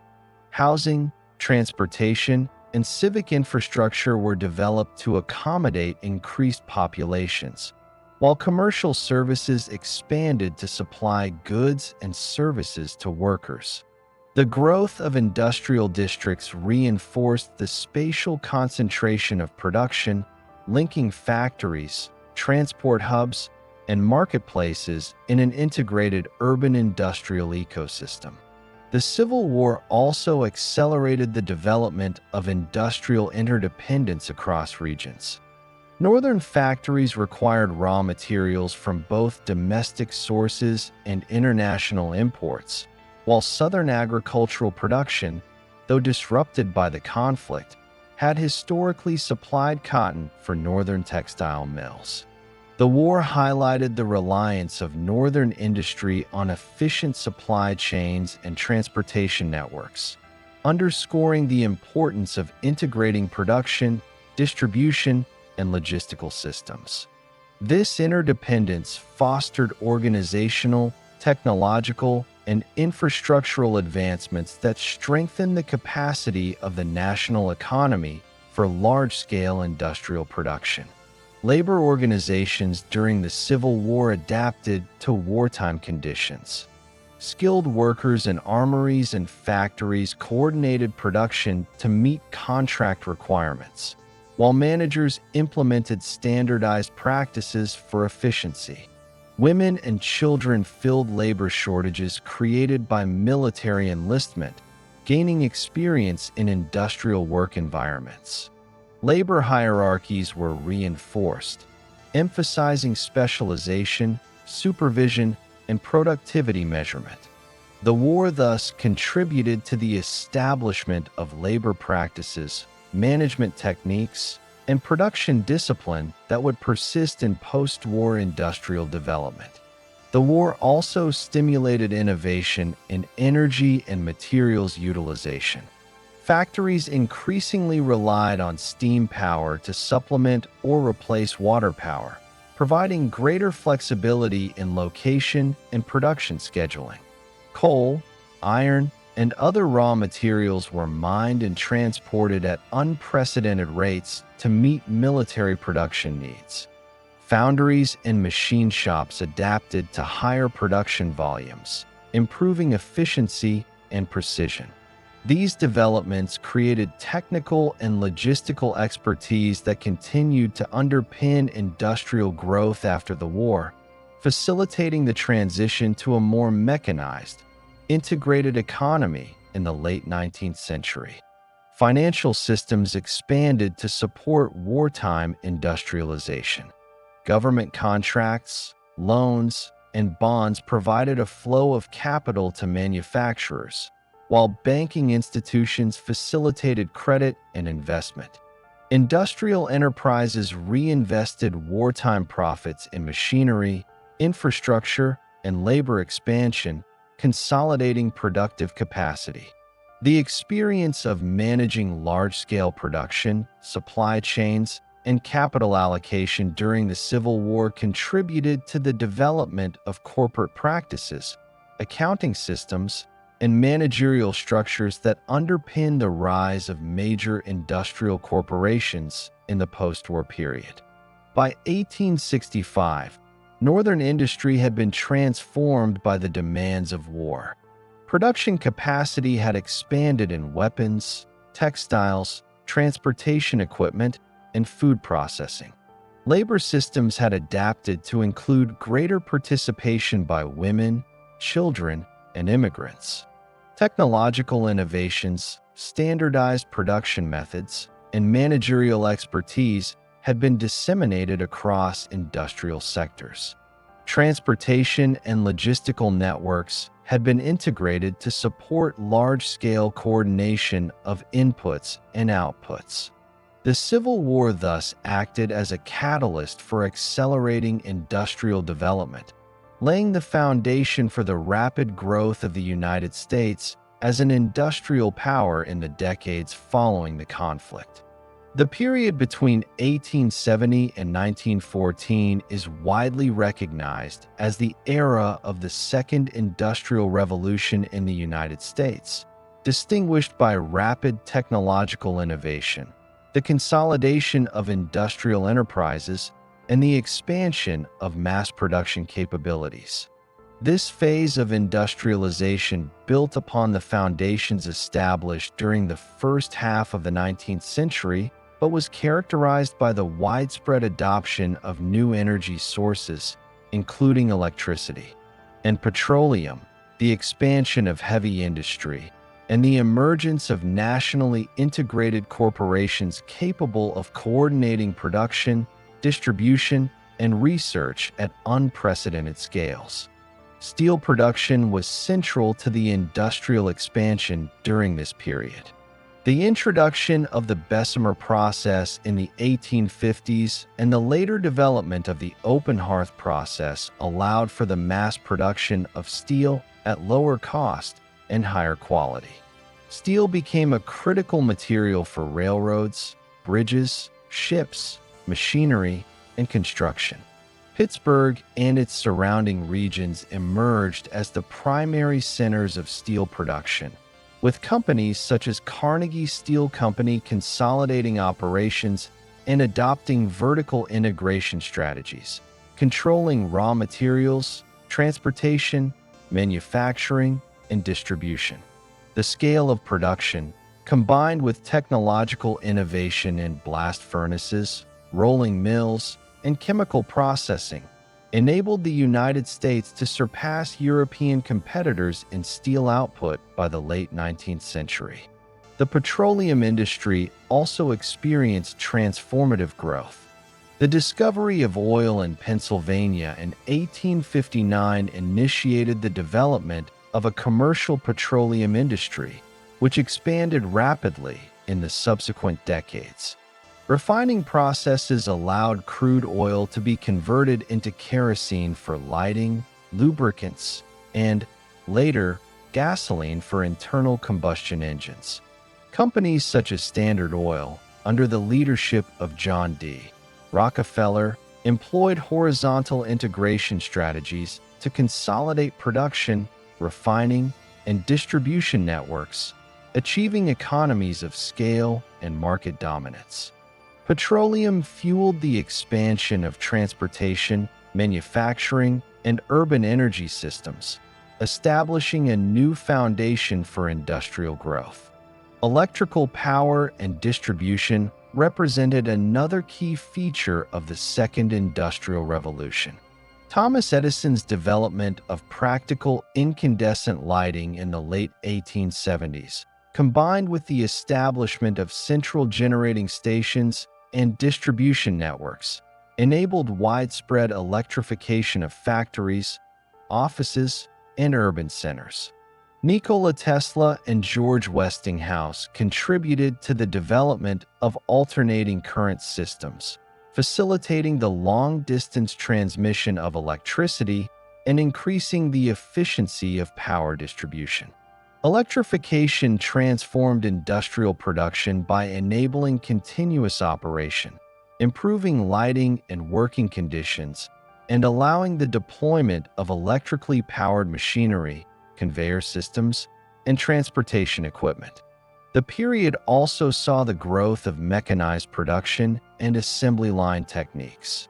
Factories increasingly adopted specialized machinery, standardized parts, and organized workflows designed to maximize efficiency and minimize labor input per unit of output.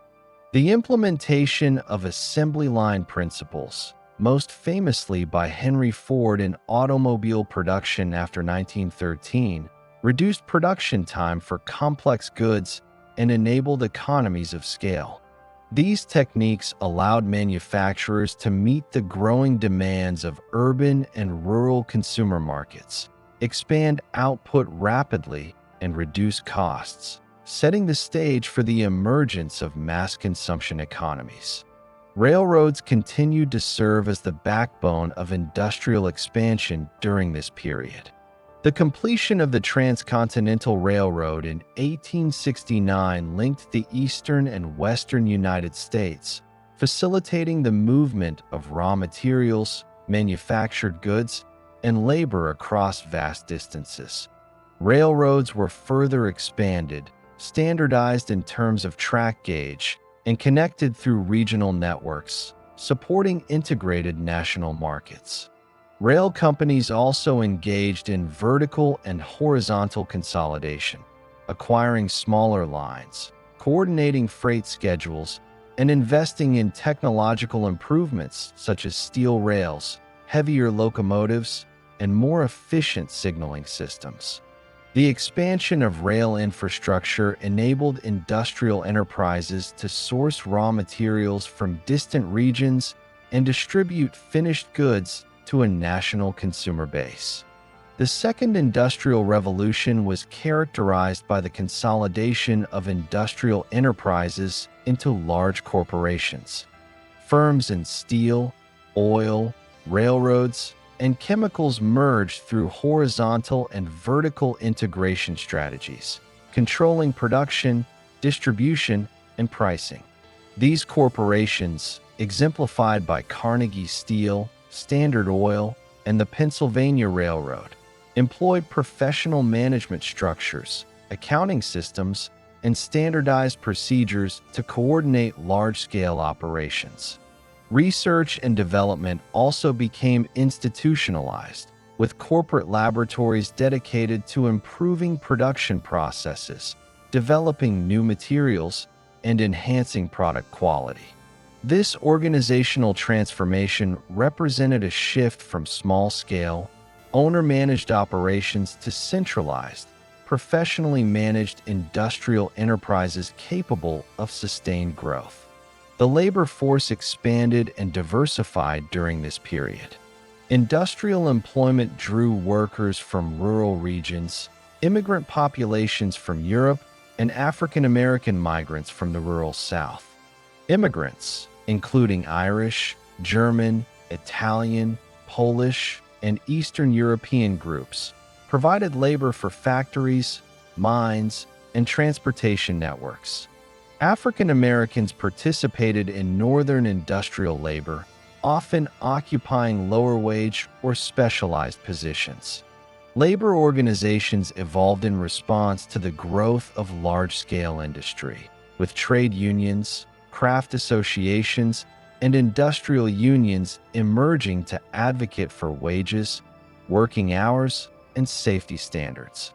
The proliferation of labor unions reflected both the challenges of industrial labor and the growing capacity of workers to organize collective action.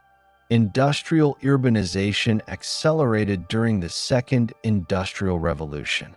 Cities such as New York, Chicago, Philadelphia, and Pittsburgh experienced rapid population growth, driven by both immigration and domestic migration.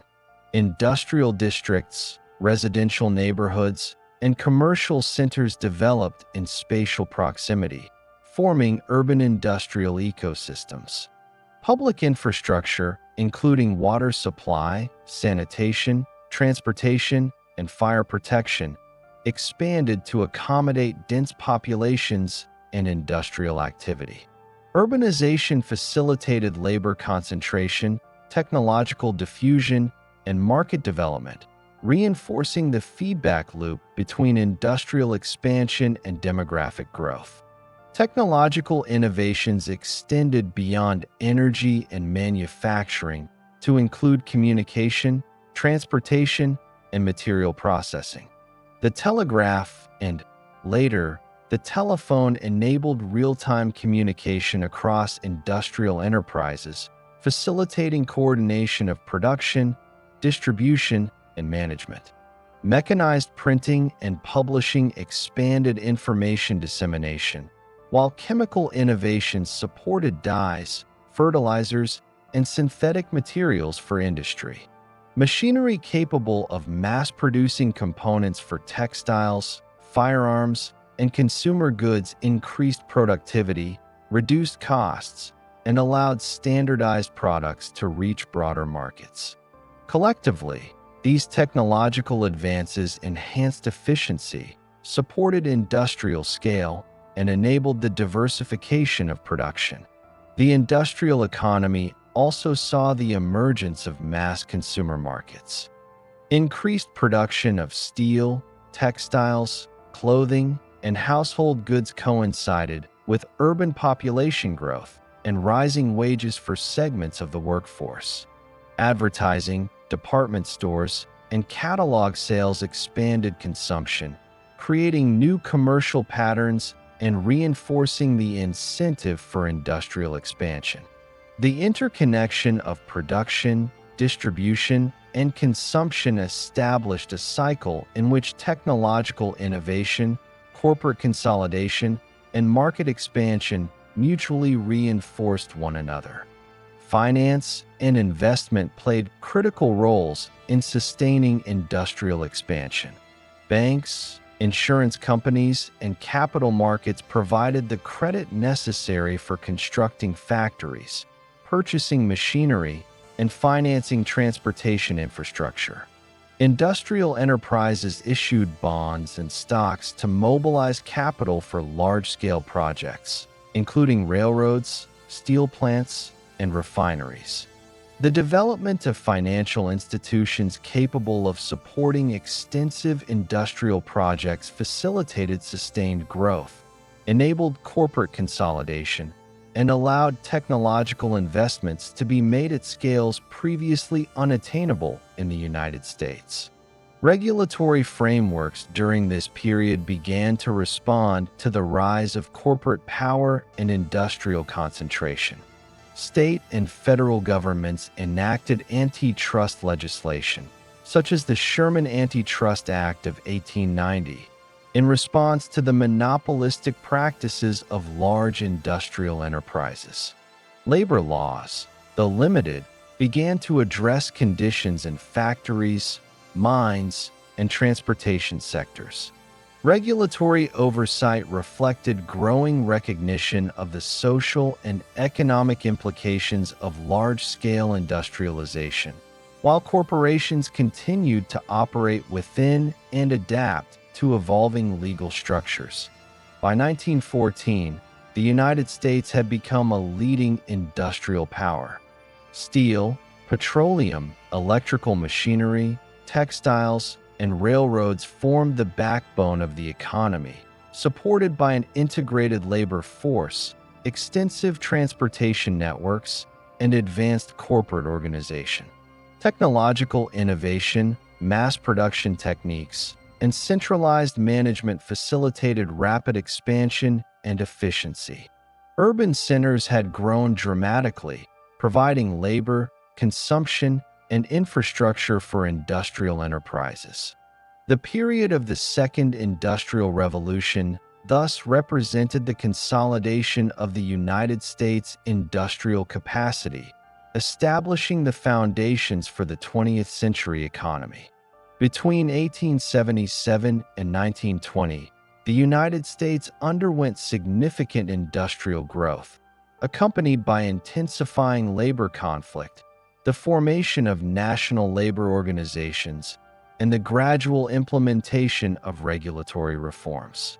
Industrial expansion, characterized by the rise of large-scale corporations in steel, railroads, textiles, and manufacturing, created concentrated workforces and hierarchical labor systems.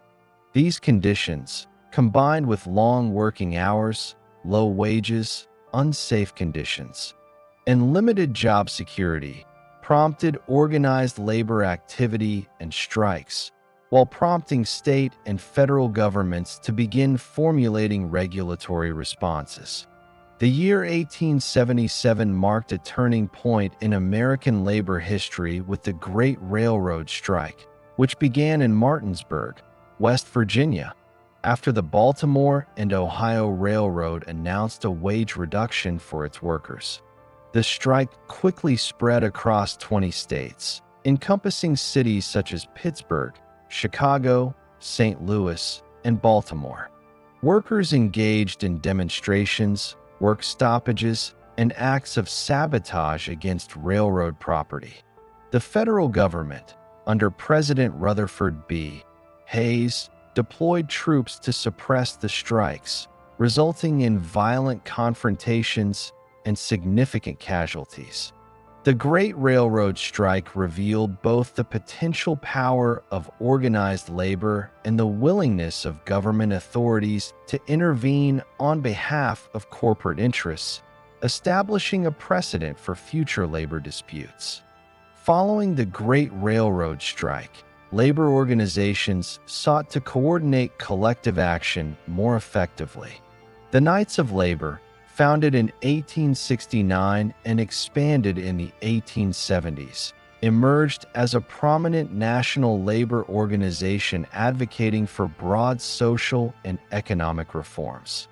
The Knights organized both skilled and unskilled workers, including women and African Americans, aiming to improve wages, reduce working hours, and enhance workplace safety.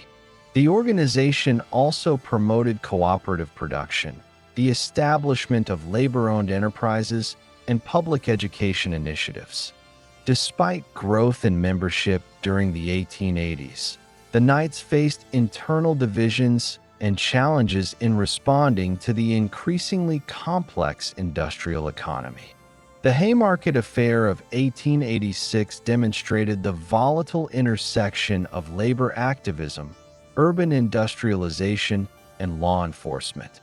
In Chicago, workers organized demonstrations demanding an 8-hour workday, coinciding with a nationwide movement for labor reform. On May 4th, a labor rally at Haymarket Square ended in violence after an unknown individual threw a bomb at police, resulting in the deaths of police officers and civilians.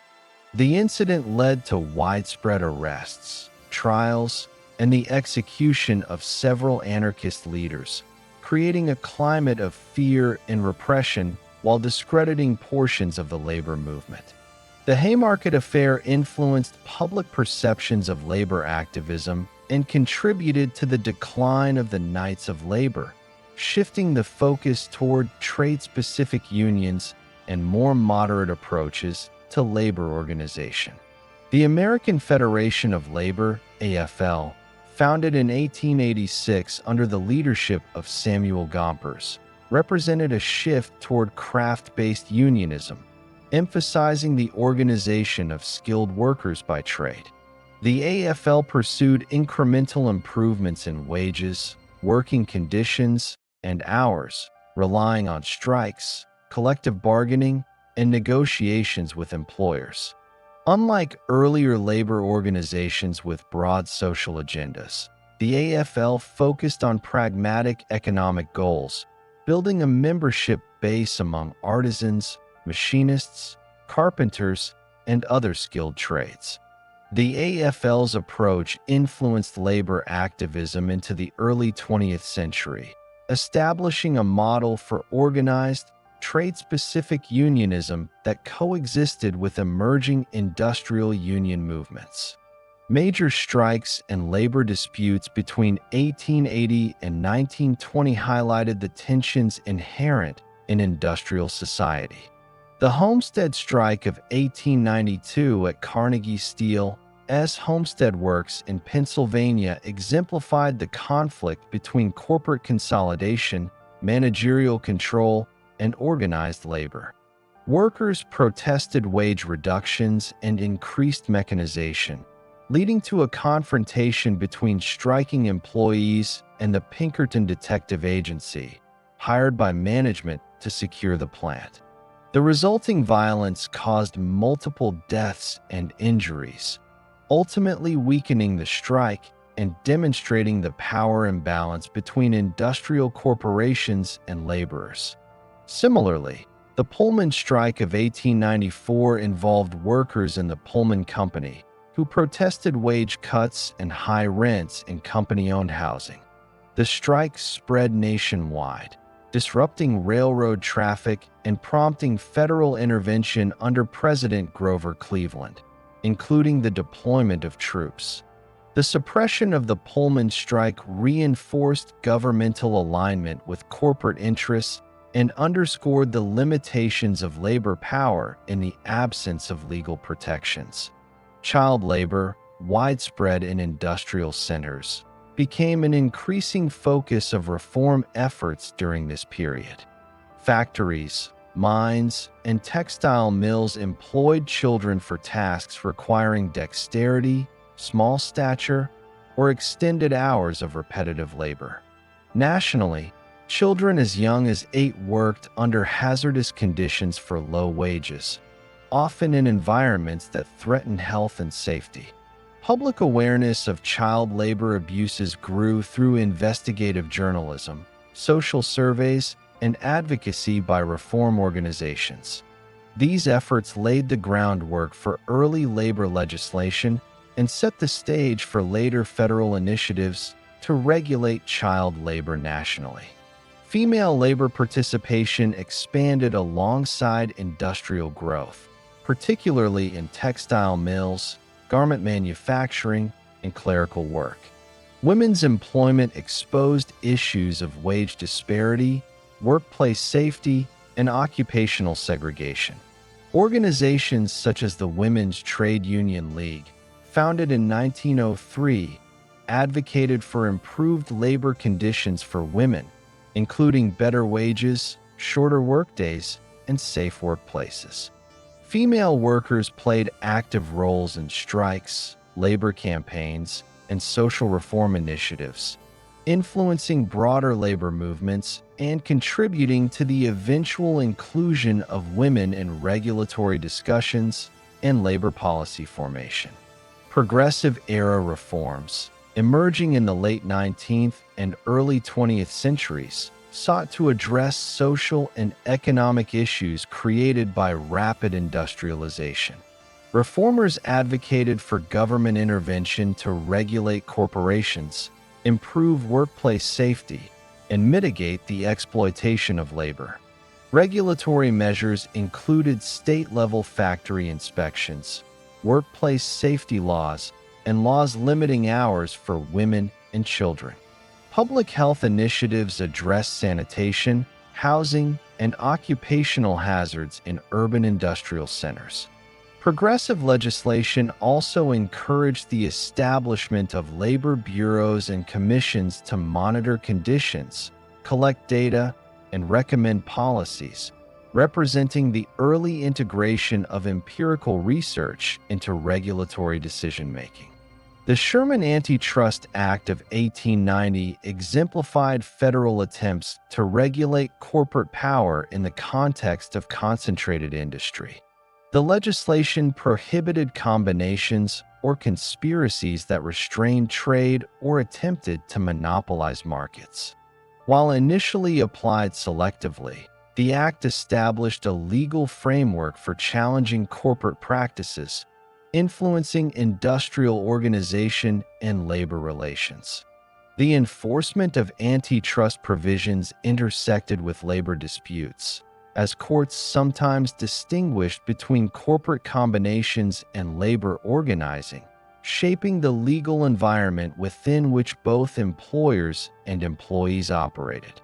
Industrial expansion also prompted the development of social welfare and advocacy organizations addressing labor concerns.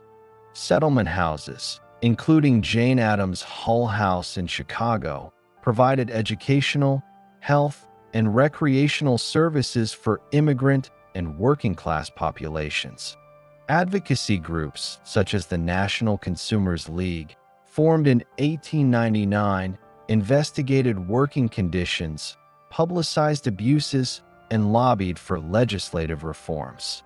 These organizations contributed to the dissemination of knowledge regarding labor exploitation, supported campaigns for safer workplaces, and influenced public opinion on the necessity of labor regulation.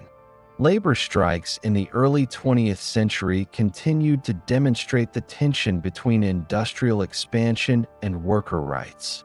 Coal miners, textile workers, steel workers, and railroad employees engaged in actions to secure higher wages, improved hours, and safer conditions. Industrial employers frequently resisted unionization, employing strikebreakers, private security, and legal injunctions to suppress labor unrest. Despite these challenges, labor organizations gradually expanded membership, developed negotiating strategies, and achieved incremental gains through collective bargaining and legislative support. The period thus represents a dynamic interplay between labor activism, industrial enterprise, and emerging regulatory frameworks. Technological change during this period influenced labor dynamics and reform efforts. The introduction of electrically powered machinery, assembly line production, and mechanized transport altered labor requirements, often displacing traditional skilled workers while creating new positions for semi-skilled or unskilled labor. The mechanization of production intensified demands for discipline, punctuality, and efficiency, shaping labor management practices. At the same time, the visibility of industrial hazards, particularly in mining, steel production, and textile manufacturing, heightened public awareness and motivated legislative intervention to ensure worker safety. Education and vocational training became increasingly relevant to labor reform. Technical schools, apprenticeship programs, and trade-specific instruction prepared workers to operate complex machinery, understand safety protocols, and adapt to evolving industrial processes. Reformers emphasized the importance of education in enhancing labor productivity, reducing workplace accidents, and enabling upward mobility. Public and private institutions developed curricula tailored to industrial needs, integrating scientific principles, mechanical skills, and practical knowledge relevant to contemporary industrial operations. By 1920, the cumulative impact of labor conflict, organization, and regulatory efforts had reshaped the industrial workforce and its relationship with employers. Labor unions had established a national presence, advocating for collective bargaining, fair wages, and working conditions. Federal and state governments had initiated legislative frameworks addressing child labor, women's labor, workplace safety, and corporate regulation. Industrial corporations had adopted managerial systems, standardized production methods, and labor policies responsive to legal and social pressures. The period from 1877 to 1920 thus represents a critical phase in the negotiation between labor, capital, and government, laying the foundation for the modern American industrial workforce and regulatory environment. By 1920, the United States had achieved a fully consolidated industrial economy, reflecting more than a century of technological innovation, corporate growth, labor adaptation, and infrastructural development. The processes that began with mechanized textile production in the late 18th century had evolved into an integrated national system characterized by electrified manufacturing, assembly line production, diversified consumer markets, and urban industrial societies. Industrial consolidation during this period encompassed not only the maturation of productive capacity, but also the formalization of corporate organization, managerial systems, and national market integration. Steel production remained a central pillar of the industrial economy. Companies such as U.S. Steel formed through consolidation under the leadership of J.P. Morgan in 1901, controlled mining, transportation, and manufacturing operations, creating vertically integrated systems that maximized efficiency and output. Steel was essential for railroads, construction, shipbuilding, and machinery, and production levels reflected both domestic demand and international competitiveness. Technological improvements in blast furnaces, rolling mills, and alloy production had increased output per worker and reduced costs, allowing steel to become a foundational material in both industrial and civilian infrastructure. The automotive industry exemplified the transition to mass production economies. Henry Ford's introduction of the moving assembly line in 1913 at the Highland Park plant in Michigan significantly reduced the time required to assemble automobiles while lowering production costs. By 1920, the widespread adoption of assembly line methods enabled the Ford Motor Company and other manufacturers to produce standardized vehicles at unprecedented rates. The efficiency of mass production not only increased accessibility for consumers, but also required systematic labor organization, including specialized tasks, synchronized workflows, and supervisory oversight. Assembly line production became a model for other industries, including electrical equipment, machinery, and consumer goods, establishing a template for industrial efficiency that extended beyond the automobile sector. Electrification had become widespread in factories, offices, and urban centers by 1920, transforming industrial operations. Electrical power enabled continuous operation of machinery, reduced dependency on water or steam sources, and allowed the installation of flexible production layouts. Electrical motors powered conveyors, presses, and machine tools, increasing both speed and precision. Urban distribution networks supplied power to commercial establishments and residential consumers, supporting street lighting, public transit systems, and emerging domestic appliances. The deployment of electricity facilitated industrial centralization and enabled geographic flexibility, as factories were no longer constrained by proximity to rivers or coal sources. The petroleum industry had become a major component of the industrial economy. The expansion of refineries and distribution networks supplied kerosene, gasoline, and lubricants to both industrial and consumer markets. Petroleum-fueled internal combustion engines in automobiles, trucks, and ships contribute to the mobility of goods, raw materials, and labor.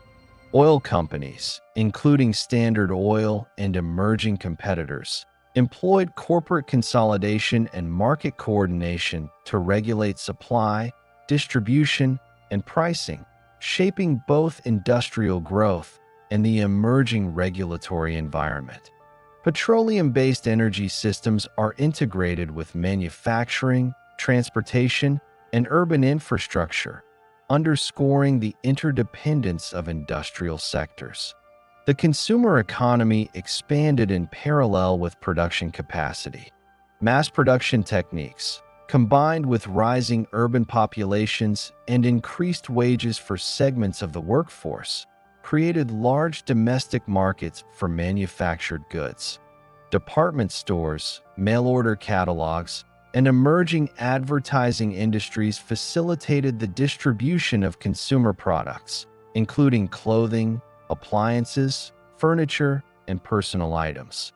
The interplay between production and consumption encouraged standardization, quality control, and market research, reinforcing feedback loops that incentivized industrial growth and innovation. Railroads continued to underpin industrial integration, though the network had matured and become increasingly coordinated by 1920. Class I railroads, including the Pennsylvania Railroad and New York Central, provided extensive freight services, linking raw material sources, manufacturing centers, and consumer markets. Railroads implemented standardized schedules, freight classification systems, and centralized management structures, optimizing logistics and reducing transaction costs for industrial enterprises.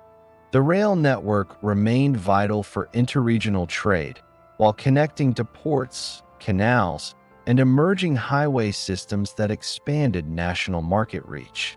Urbanization, closely tied to industrial expansion, had resulted in significant demographic shifts.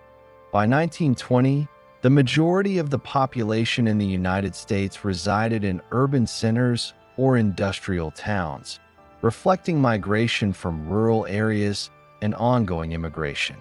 Cities such as New York, Chicago, Philadelphia, and Detroit had developed industrial districts, residential neighborhoods for laborers, commercial centers, and supporting infrastructure. Public utilities, transportation systems, sanitation services, and educational institutions expanded to accommodate industrial populations. Urbanization concentrated labor, facilitated knowledge transfer, and reinforced economies of scale in production and distribution. Labor systems had been formalized in response to both industrial scale and regulatory developments. Industrial enterprises employed professional management, standardized supervision, and time motion studies to increase efficiency. Labor unions, organized through national bodies such as the American Federation of Labor, negotiated wages, hours, and working conditions, while progressive-era reforms established regulatory standards for child labor, women's work, and occupational safety. By 1920, industrial employment reflected a combination of skilled, semi-skilled, and unskilled labor organized in structured hierarchies capable of supporting high-volume production. Labor practices incorporated mechanization, assembly line specialization, and coordinated scheduling, demonstrating the institutionalization of industrial work processes. Technological innovation continued to shape industrial consolidation. Advances in chemical manufacturing, including synthetic dyes, fertilizers, and industrial acids, supported agriculture, textiles, and metal production. Electrical engineering enabled improved machinery, factory lighting, and public infrastructure, while mechanical engineering facilitated automated processes in milling, printing, and metalworking. Research and development laboratories, established by corporations such as General Electric and DuPont, institutionalized innovation, integrating scientific knowledge with industrial application. The professionalization of engineering and technical expertise provided a foundation for continued productivity gains and industrial expansion. Financial systems supported consolidation by providing capital for infrastructure, plant construction, equipment acquisition, and corporate mergers. Banks, trust companies, and investment firms financed industrial growth through loans, bonds, and equity offerings. Capital markets facilitated corporate consolidation, including vertical and horizontal integration strategies, while enabling large-scale investment in technology, transportation, and labor organization. The interconnection of financial institutions with industrial enterprises created a framework in which capital allocation, corporate governance, and production strategy were closely coordinated. Regulatory frameworks, though limited, had been increasingly formalized by 1920. Antitrust enforcement, initiated through the Sherman Antitrust Act, sought to limit monopolistic practices and promote market competition. Labor regulation, including restrictions on child labor, maximum working hours, and workplace safety standards, reflected growing societal awareness of the human dimensions of industrial activity. State and federal agencies monitored corporate compliance and investigated labor conditions, establishing precedents for ongoing industrial oversight. These regulatory mechanisms, while unevenly applied, contributed to stabilizing industrial relations and supporting the emergence of a predictable business environment. The national economy had also become increasingly interdependent across sectors. Steel production supported construction, transportation, and machinery. Petroleum fueled transportation, industrial power, and domestic energy use. And mass-produced consumer goods stimulated retail, advertising, and logistics networks. Industrial specialization allowed regions to focus on particular sectors, such as textile production in New England, steel manufacturing in Pittsburgh, oil refining in Pennsylvania, and automotive assembly in Michigan, while trade and transportation networks integrated these regional economies into a national industrial system.